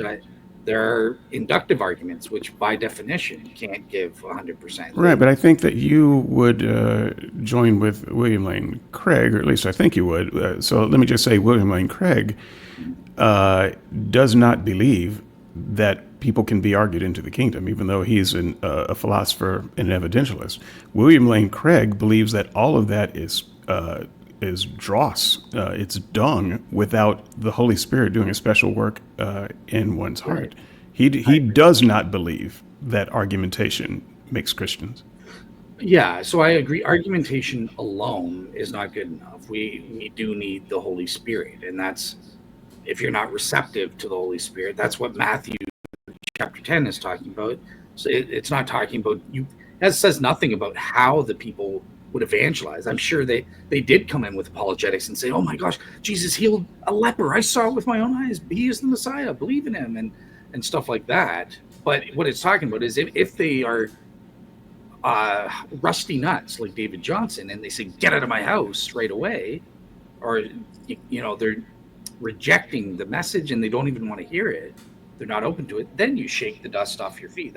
That's what that Matthew 10 thing is saying. It says nothing about them not being allowed to. It doesn't even say preach the gospel message, because obviously it didn't even exist at that time. So you can't take this as it doesn't mention them talking about evidence. It doesn't say anything one way or the other about what they said to these people or how they presented it. What it says is that whatever they said, it's the Spirit. This whole, the Yes. Spirit returns to you. That's the power. And I think the reason we don't know what they were told to say is because it didn't matter. What mattered is it was the Spirit that did the work. It wasn't the arguer or the argument. Well, okay. So look, it says nothing about the Spirit either. Look, this is them going out and preaching before Jesus is dead, right? This is a one-time earthly thing, and he's talking to his disciples, and he's saying this: if the home is deserving, let your peace rest on it. If it is not, let your peace return to you. If anyone will not welcome you or listen to your words, leave that home or town and shake the dust off your feet. Truly, I tell you, it will be more bearable for Sodom and Gomorrah on the day of judgment.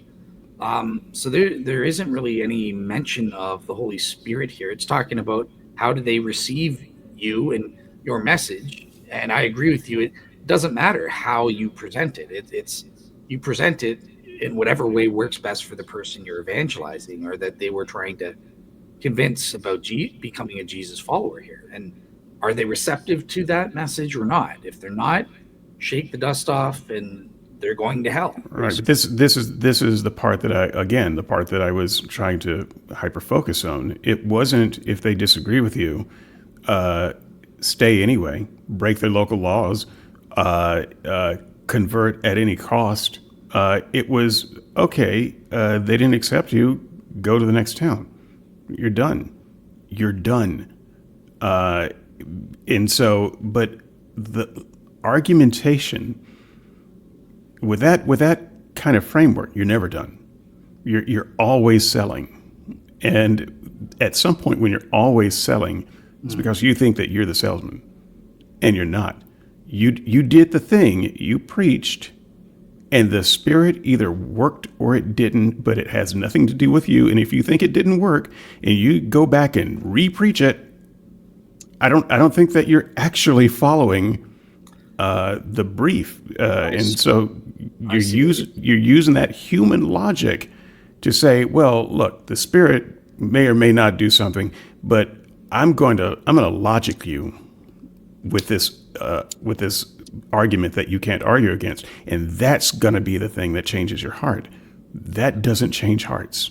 Yeah, but that's a different thing. It's like, so for example, I'm hardcore using logic, and I've even would use logic with you, right? When you've asked, you've done entire shows with Brian with a Y, and you're asking, what can I do to discover God? So, okay, I give you logical. I read Mike Lacona's book, learn about the Shroud of Turin from this source or something. But you've also told me that, hey, I'm hard of heart. I am not a real seeker. I don't give a rat's patoot about God. I'm not open to his message. I'm rejecting you. And from an evangelical standpoint, I have shook the dust off my feet. Like, I don't come to you and by private emails and give you like, hey, David, read this Shroud book. This will convince you. I don't do that anymore because I'm following the Bible, right? But that doesn't deny the use of logic. If you come to me and ask me to give it, or in the context of a show where, okay, you have to engage in this stuff kind of thing, then yeah, you've invited me to talk, so I'll bring it up.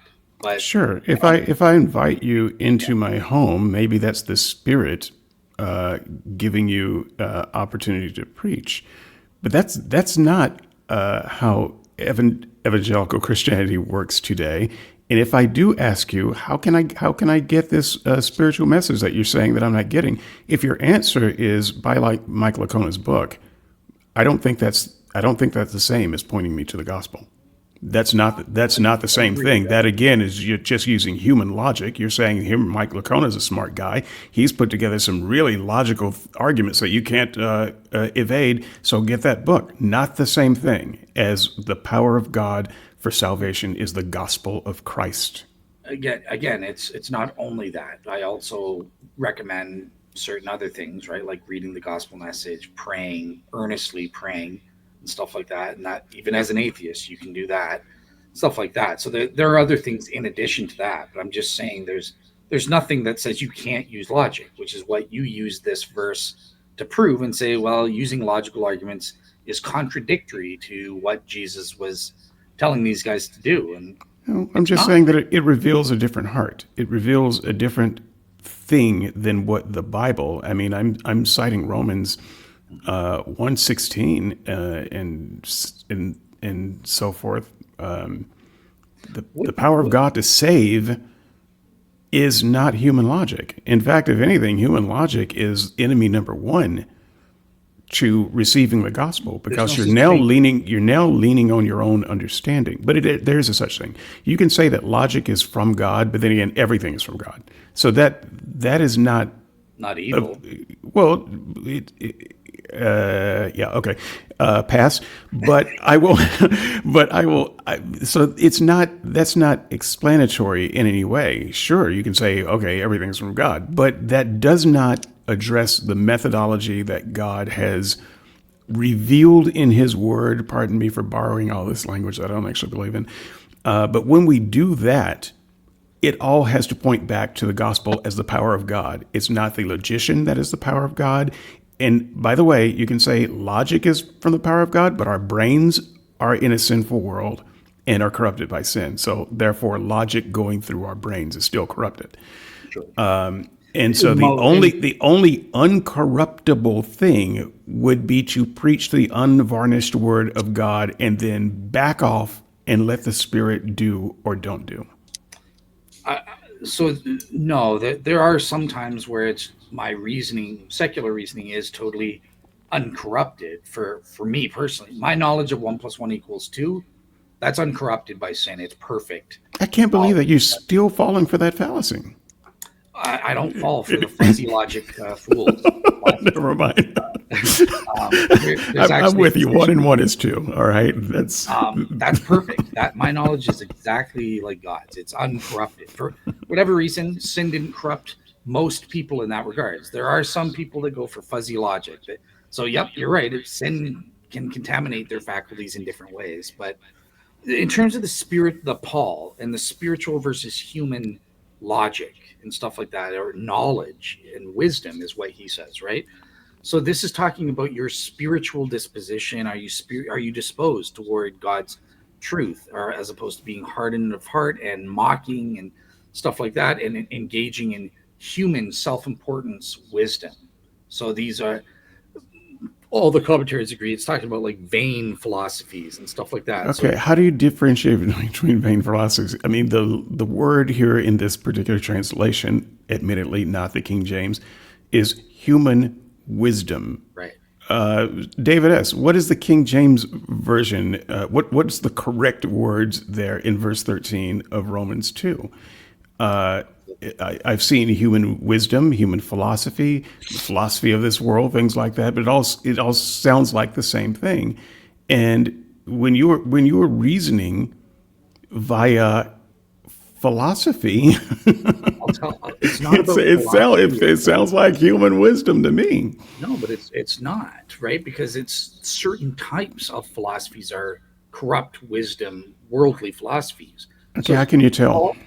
Paul's definition and the way he distinguishes it is from the ancient Greeks and stuff like that, like the Stoics and stuff like that, and things that deny or are not edifying towards God and serving God.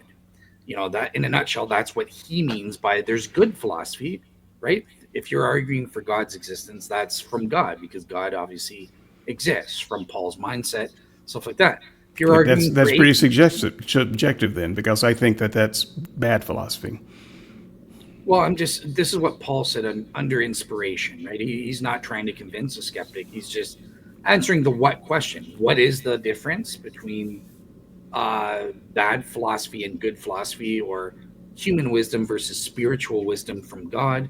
It's basically anything that is conducive to the gospel message and what God wants, the truth, what God's plan is for us. So ideologies that are atheistic, you like the Epicureans or something like that, that's something Paul would be totally disgusted with. Even within philosophies, there are certain bits which would be human wisdom, but Paul also uses those human wisdoms and takes out true elements that are God conducive. Paul uses the Stoic philosophy, which he would say Stoicism is a bad philosophy and stuff like that as a whole, but he takes certain elements that are good and he uses that for apologetics purposes and stuff. So that's what that verse is saying. That's what Paul has in mind in terms of human wisdom. It's not referring to philosophy as a whole. Paul uses philosophy all the time and logical reasoning. He uses that against the Athenians in Acts 17, I believe, stuff like that. He uses Stoic philosophers to make some of his points and stuff like that. So I think I've made my case the best that I can. I think theologically, when you pull in Jesus, and frankly, Oh, I'm not a Pauline fan, so I don't want to go there unless you want to do a show on why I think Paul is a Can particularly I bad ask you actor. one last question, if it's okay? Because this is always something that is important to me, and I think it's just seals the deal on whatever we interpret these isolated verses, and we have disputes on this. Look, at the end of the day, Jesus and everyone in the Bible used apologetics, used miracles as evidence or reasons to believe, hey, my message is true. Jesus used miracles, the resurrection appearances. You quote that verse in John, but he still appeared. He gave the evidence. He appeared to the disciples. He gave Thomas the evidence he needed, and he said, others, they don't need this. They're better than you. The witness of the Holy Spirit is enough for them. But you needed to touch my wounds, so I'm going to give you that apologetics evidence. I'm going to give you that. Okay. And he gave Thomas a reason. I don't think that's apologetics. I would call it something else, but fine. Let's go with that language. I agree. That's great. But Jesus miscalculated because I still need that evidence. So if he's thinking no one else will need that, it's just you guys, he's wrong. And so basically what you're arguing is that Jesus does have the ability to give convincing evidence. And the difference between convincing evidence for at least most people in the Bible is that it was actual tangible evidence where Jesus did things in the physical world right in front of them, and they could not deny it. Now, why he is no longer that helpful today, I don't know. Why that's regulated to stories today instead of everyone's personal experience, I don't know. But I would agree with you, and I would simply say, bring on that kind of evidence, please. All right. So I'll just say, in terms of what this debate is, thank you, David J. I've won the message, and David agrees that Jesus supports apologetics in terms of giving reasons or evidence for his message. So that's great. But David asks, his apologetics were a little bit better. Sorry, Craig. They're different. I would agree. I wish I had the evidence that Thomas did, and I don't. But the evidence God has given, evidentially, is sufficient, and that's all I need. No, it's not.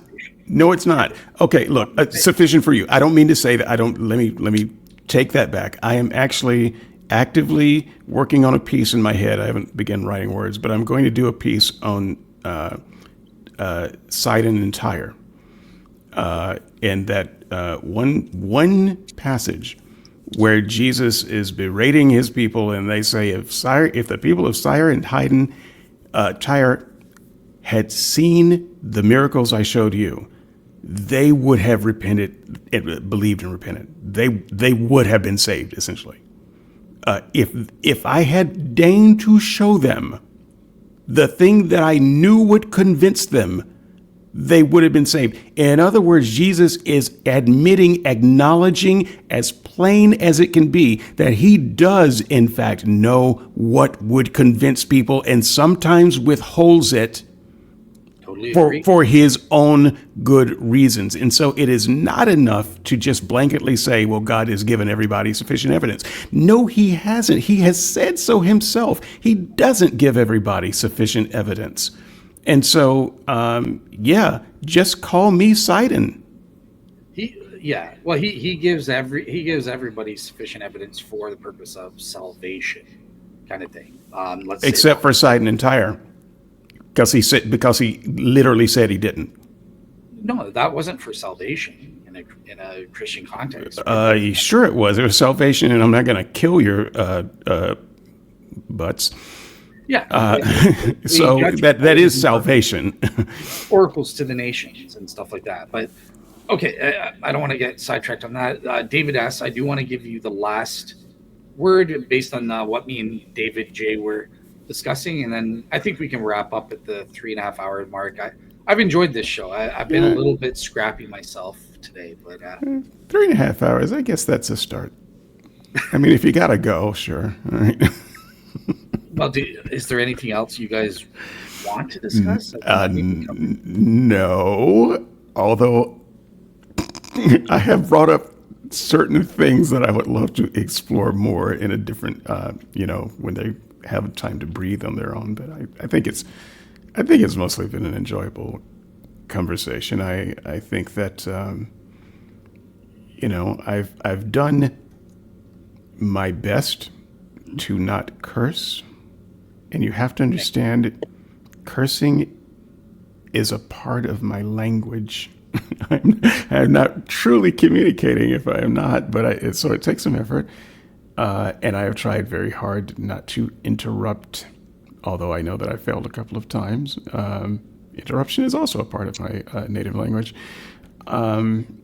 So all I can say is I appreciate being here. I said it earlier. I'm just glad to be here.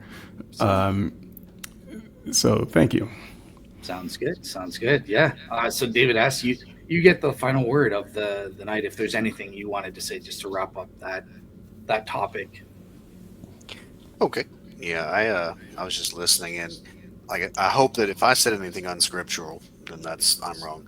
As far as the topic of evidence and philosophy, one thing that I notice when I read the Bible, and this is another one of those sound clips that the atheist could take, out of, or whoever could take out of context, but the Bible is a difficult book. It is, because there are people who go through it and they say, well, it says this here, but then it says this over here. Is there a contradiction, or is there a deeper meaning here? No, I believe there's a deeper meaning. And so you find scenarios where Colossians 2:8 says, beware lest any man spoil you through philosophy. But then at the same time, if you look where Paul addresses the Athenians, he mentions one of their altars that he saw to the unknown God, and then he used that in the message. So is it possible that God can use things, just like everyone here knows that I believe the King James Bible, but that doesn't mean that God can't use like an NIV Bible to speak to someone? Or God has actually used an atheist. Once I was listening to an atheist talk, and God used this atheist to speak to me. Now, does the atheist know that God is using him? Probably not, but it doesn't matter. And so likewise with Dale, it's not my place to judge Dale. Dale is, if God has placed Dale in this position to do his channel and to reach a certain segment of people that our society seems to be heavily based right now on science, evidence, those types of things. If God has sent Dale to those people with this information and has set up Dale's mind in a particular way, I wonder if Dale's understanding of these types of things and his mindset, it parallels to me the number patterns that I'm able to see. You guys were talking earlier, and you said the word logic, and you said logic 1 + 1 is 2. If I'm not mistaken, if you convert the word logic into numbers, you get 1102 right there when you're talking. So, and I know David may not believe that, you know. Yeah, I just don't understand. I'm too stupid to Yeah, I know. understand it. But it's one of those converting things. the letters into numbers or something. Yeah, but Yeah. what if we ignored the zero? I don't know. Well, I'm gonna re-listen. Yeah, 'cause I didn't get it. Like, where the pattern- It's okay. David S knows that look, I'm not sure that you're not doing it on purpose. You know that I can only hold back so long, and you leave a comment like that at just the right timing, with just the right comedic timing, you're going to elicit a laugh. So you got me, okay? But I will let you continue. Logic equals 1 + 102. no, if you take like That's what you should name this episode, Dale. You should name it that. Yeah, fair enough. No, I just didn't get it. It's just, yeah. Sorry, go ahead, David. I said no, it's okay. It's off, and I'll all re-listen. all of this seems to be an issue of understanding. Just like when David was talking earlier, and he has used logic from an atheistic point of view, and then says what he said earlier about Christianity with arguing against logic in that framework. So if you zoom out even further, if I could say it that way, this all comes down to a level of understanding. Whether I say something, I give a number pattern and people don't understand it, whether Dale, you give a presentation on something and people don't understand it, that type of thing is that it seems we are all individuals and we're all at different levels of understanding, and that God can use anything to speak to people. And just like David said earlier, is it also true that God keeps people in unbelief? Well, what does the scripture say? If you read it, it says what it says. And a problem that we have is that our understanding can only redline so far, to the point where you start to run into what seem like possible contradictions. But is it a contradiction in the text, or is it a problem of understanding? The only thing that seems, my understanding, is that you have two options here. You can try to go through this and make sense of it all, or you can believe God. You can believe Him and trust Him. And that seems to be lacking a lot with modern Christians, that they're really heavy on philosophy and logic and reason, and can sometimes be very light on believing. And I would caution anyone who's listening to this as a believer to remember that you are a believer. You do believe. The world tells you that faith and believing is not something to be proud of. They're not going to agree with you on that sense.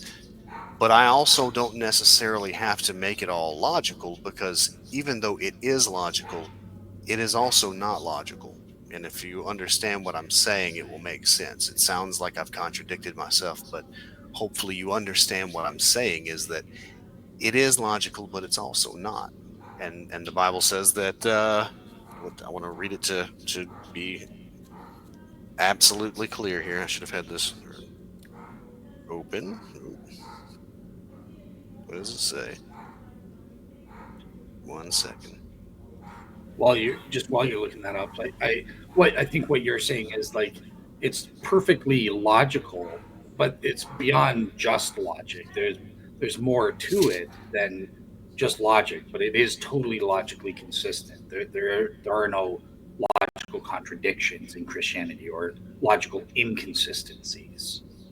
So it's not logical and illogical. It's just logical plus other elements that go beyond just the logical consideration. Is that correct, David S?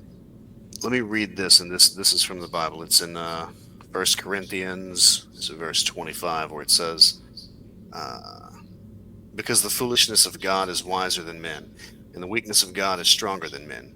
For ye see your calling, you see your calling, brethren, how that not many wise men after the flesh, not many mighty, not many noble are called. But God hath chosen the foolish things of the world to confound the wise, and God hath chosen the weak things of the world to confound the things which are mighty. And if you go down towards the end, it says that according as it is written, he that glorieth, let him glory in the Lord. So, in a certain sense, where the Bible's calling the foolishness of God, is the Bible calling God foolish? Well, you have to understand what he's talking about here is that, like with the lady earlier that we mentioned with Mesopotamia, I don't know the lady's story. I heard that, if I remember correctly. I don't know the details to it, but hey, if God used that in her life, who am I? If I heard a story one time by a lady, she said she had an out of body experience. Was she a Christian? I hope so. But if she was a Christian, said she had an out of body experience, and now you can't talk her out of her faith because she experienced something that she can't reproduce to you. She can't prove it to you, but she knows, she believes, she knows that Jesus is God. Who am I or you? Maybe that's what it took for her. Maybe she doesn't even care about philosophy. Maybe she wouldn't believe me about the number patterns, but she had an experience. She experienced him. He came for her, he called her, and that's it. So God can use anything. I'm not so caught up. I don't want to be caught up on the details and say, well, someone told me that, they saw the word Mesopotamia in the Bible and they said only that could come from God. And I wouldn't want to mock her, because it's not my place to mock people. The whole thing, remember what it just said, the foolishness of God. I mean, I see number patterns in the Bible, and if I tell people about it, sometimes what do they think about me? Is it possible that people have accused me of schizophrenia before? I'm not schizophrenic, so not that I Can I know of. can I ask this, David? Because I've struggled with this issue, and even and about you too. Like, because your basis is the numerical patterns, and if it's not the properly basic belief, okay, what does that mean? But I just wanted to be clear that I'm not sure we should be saying that anyone who just comes to, let's say they come to the right conclusion that Jesus is Christ or something like that, like in a way that's great, but they get there through wrong reasoning. So let's say somebody's like, "Oh, I read in the Bible that Jesus approves of homosexual unions, so I believe Jesus is the Christ now, and I believe he rose from the dead." So they have the right conclusion, but the way they got there was wrong and immoral. Like, I don't know. Would we feel comfortable saying that they're a saved Christian, or no?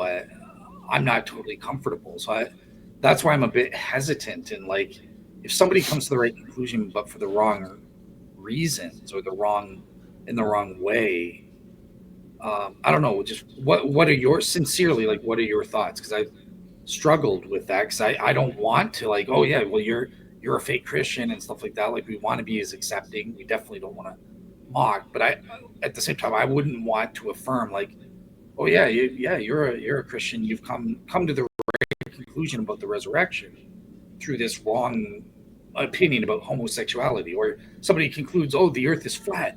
Therefore, yeah, I believe. I've had someone say this before.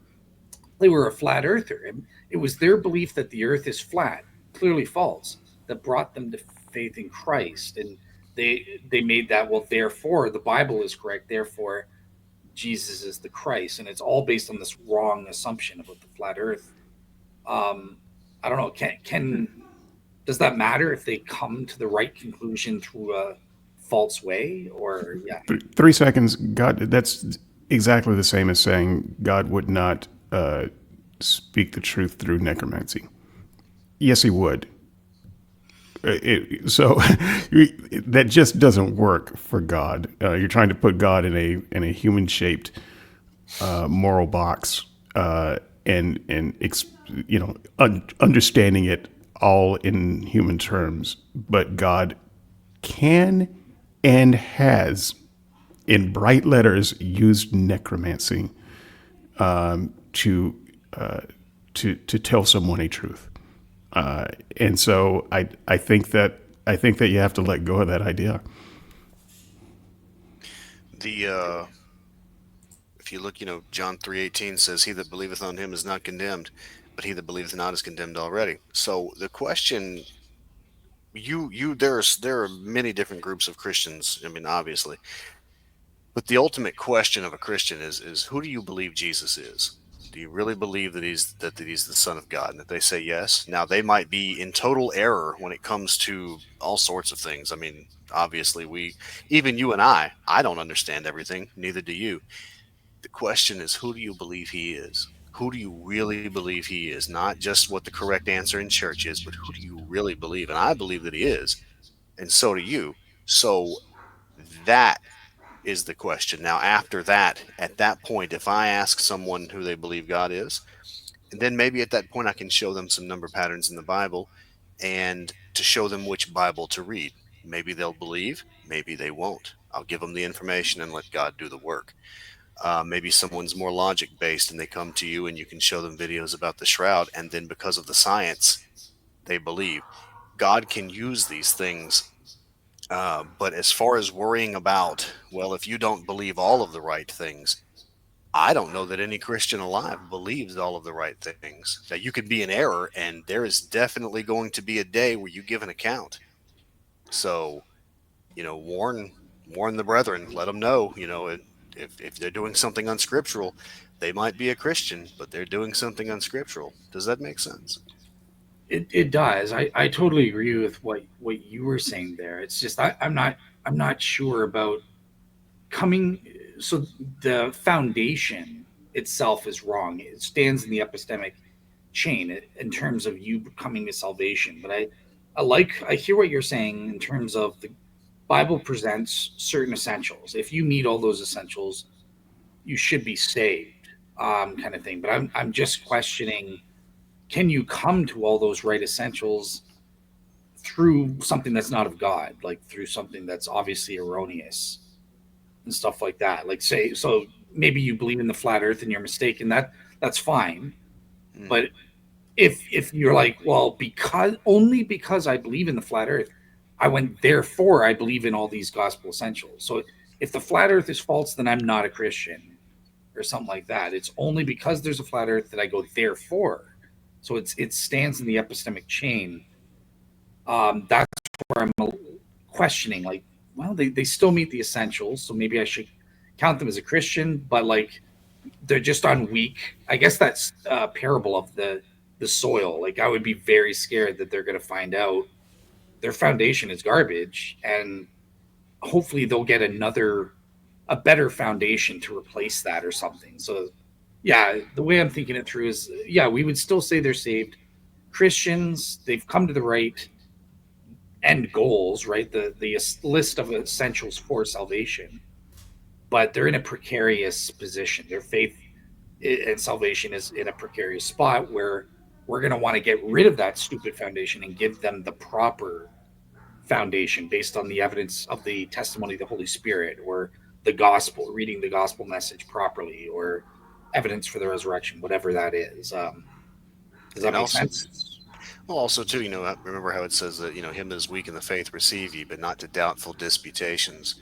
You don't want to cause some weak Christian to stumble. If I meet someone that's just become a believer, I would hope that I'm not going to say anything that's going to cause them to stumble. If a weak faith Christian comes to me and he believes in something that I don't believe in that moment, you know, him that is weak in the faith receive ye, but not to doubtful disputations. I don't want to cause him to stumble. If he thinks that I shouldn't eat meat, I'm not going to do it in front of him. I have the liberty to eat meat, but I'm not going to cause him to stumble. And so likewise, if you don't believe the flat earth and a Christian comes to you and he believes the flat earth, in that moment, you don't want to cause him to stumble. He believes in Christ, let it go. In that sense of, if I'm at a church and they pull out an NIV Bible and they're reading from it, I'm not going to jump up and scream in the middle of the sermon that you're using the wrong Bible, unless God told me to do that. But, other than, I don't want to laugh, but I Oh, don't want to cause anyone to stumble in the church. Now, privately, maybe I can go to them later and show them what God has shown me, and then step back and let God do the work. I'm not here to argue and scream and all of those things. And I've been guilty of these things in the past. And I can be wrong. I've been wrong several times. So, gotcha. Okay, Yeah, yeah. I would, if I could, I would also use a very common thing today. These Christian rock bands and things that have a very, let's say, questionable grasp of theology. I don't know. They, they give their message to people who are emotionally vulnerable and who respond, to musical stimuli, and they're telling them that all you have to do is, you know, be filled with love and ask Jesus into your heart, and you are saved forever. Okay, whatever you think about that theology, I actually think that would be quite specious. But it doesn't matter. Let's say that that is bad theology. However, some portion of that audience does, in fact, do exactly what they say, and they receive Jesus into their heart, and they are following their best lights to do what they think God wants them to do. Can you say for certain that that's not God pushing them in the right direction by the means that they can understand and work with? I think I would agree with David S. here in that sense. Even if the message is from a bad messenger and who is wrong about the message. But that is the thing that pushes someone toward God. I don't think that you could say that God won't use that. Now, I don't think much of a God that works that way. So I'm not endorsing it. I'm just saying that from a theological perspective, that happens all the time, every day. And people believe, they come to believe in Jesus for bad reasons, and Jesus works with that. And so, if you believe in Jesus, you can't say that he didn't use that mechanism. Yeah. Oh, I definitely think. Oh well, yeah. Like when it stands in the epistemic chain, he definitely uses it providentially, right? He uses everything that happens providentially and stuff like that. But I'm just saying when it I don't care about being a Christian, meaning you have all the essentials, plus you have a false belief. I have that. I've got something that I believe that's false. I bet everybody probably does, right? And stuff like that. But it's when that false belief stands in the epistemic chain. It's that epistemic foundation for you to have those beliefs. So it's like, oh, all I believe all atheists are complete buggers and they're totally immoral. They do nothing good at all, right? This is clearly false. There are atheists who have done good actions or made a good choice or something like that, at least once in their life, right? So, but let's say I believe all atheists are 100% evil. They're totally depraved, not in the proper sense of the doctrine, but in the misunderstanding, as Mac would say, where they're just totally depraved. Everything they do is maximally evil thing that they could do. And on that basis, I form the belief in the essentials. I'm uncomfortable.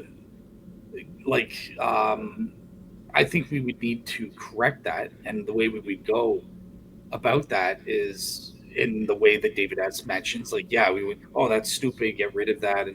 But that's not good enough. Like, that faith is, at the very least, if it's valid, it's resting on shaky soil. And we would want to get them on a firmer foundation. Look, it's not true. Take them aside. It's not true that there are atheists that have done at least one good action in the history of mankind, or something like that, and then give them a proper foundation. Right, but even so, that's not really the point. The point is, can God use that to get someone in the right place, going in the right direction? The thief on the cross, we don't know anything about his theology.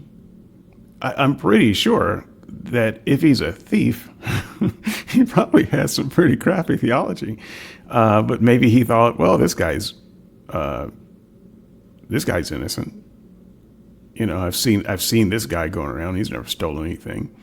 So I'm going to stick up for him. Is that really the stuff of going to heaven as opposed to hell? Is that really? I mean, you can say that's some of it, that's part of it, but you can't call that a complete theology. And I would say that it doesn't matter, and it also doesn't matter what else he thought theologically that was wrong, because apparently he had enough, and it just becomes a really theologically kind of nasty thing to me when people are like I used to be, and proclaiming what exactly they needed to know or have right before they were saved. And so someone who goes to God in that rock band, and then they're on their way home and they're hit by a drunk driver and they die. Did they go to hell because they didn't believe the right things? That's where it all breaks down for me. You can't say that at all. None of us are ever going to be in that position to say that. You want the guy to spray in your office for bugs? Nope. I don't know what that was in the background. That was my wife asking me if I wanted the exterminator to spray in my office for bugs, and I don't want anyone in my office, including my wife. So. Fair enough. Well, I think at this point we are at the 4-hour mark. So yeah, I'm happy to. I think we covered all the ground mostly. So yeah, thank you guys for coming on and enjoying the discussion and debate. I appreciate it. Yep. That's okay. Sarcastic, but I think you did. I think you did. I appreciate it. Yeah, there you go. I appreciate it. I think that David S. and I managed to find quite a bit of agreement. And I think that what we have decided is that Dale is a heretic. But Yeah, I had to be the contrarian with both you guys during the topic. So I mean, sorry, Dale. I'm used to it. David Russell calls me a heretic all the time. No. But, I just would. I mean, what's that? We're all growing, you know. Yeah, exactly. Yeah, it's important to go through these and learn and grow and listen to the other side, stuff like that. And stick to your guns when you get the knowledge. But when you don't have that, be humble and willing to listen and learn. So, with that said, May 2nd. Oh, Shroud. Shroud Wars continues with Dr. Ken Stevenson and Brian Donnelly Worrell. We're going to be assessing Hugh Ferry's Quem Queritas hypothesis under specific scrutiny and going into his response blog that he wrote to the peer-reviewed paper Giulio Fonte wrote. So Shroud Wars Panel Review Part 16C. Look out for that on May 2nd. All right, take care, everybody.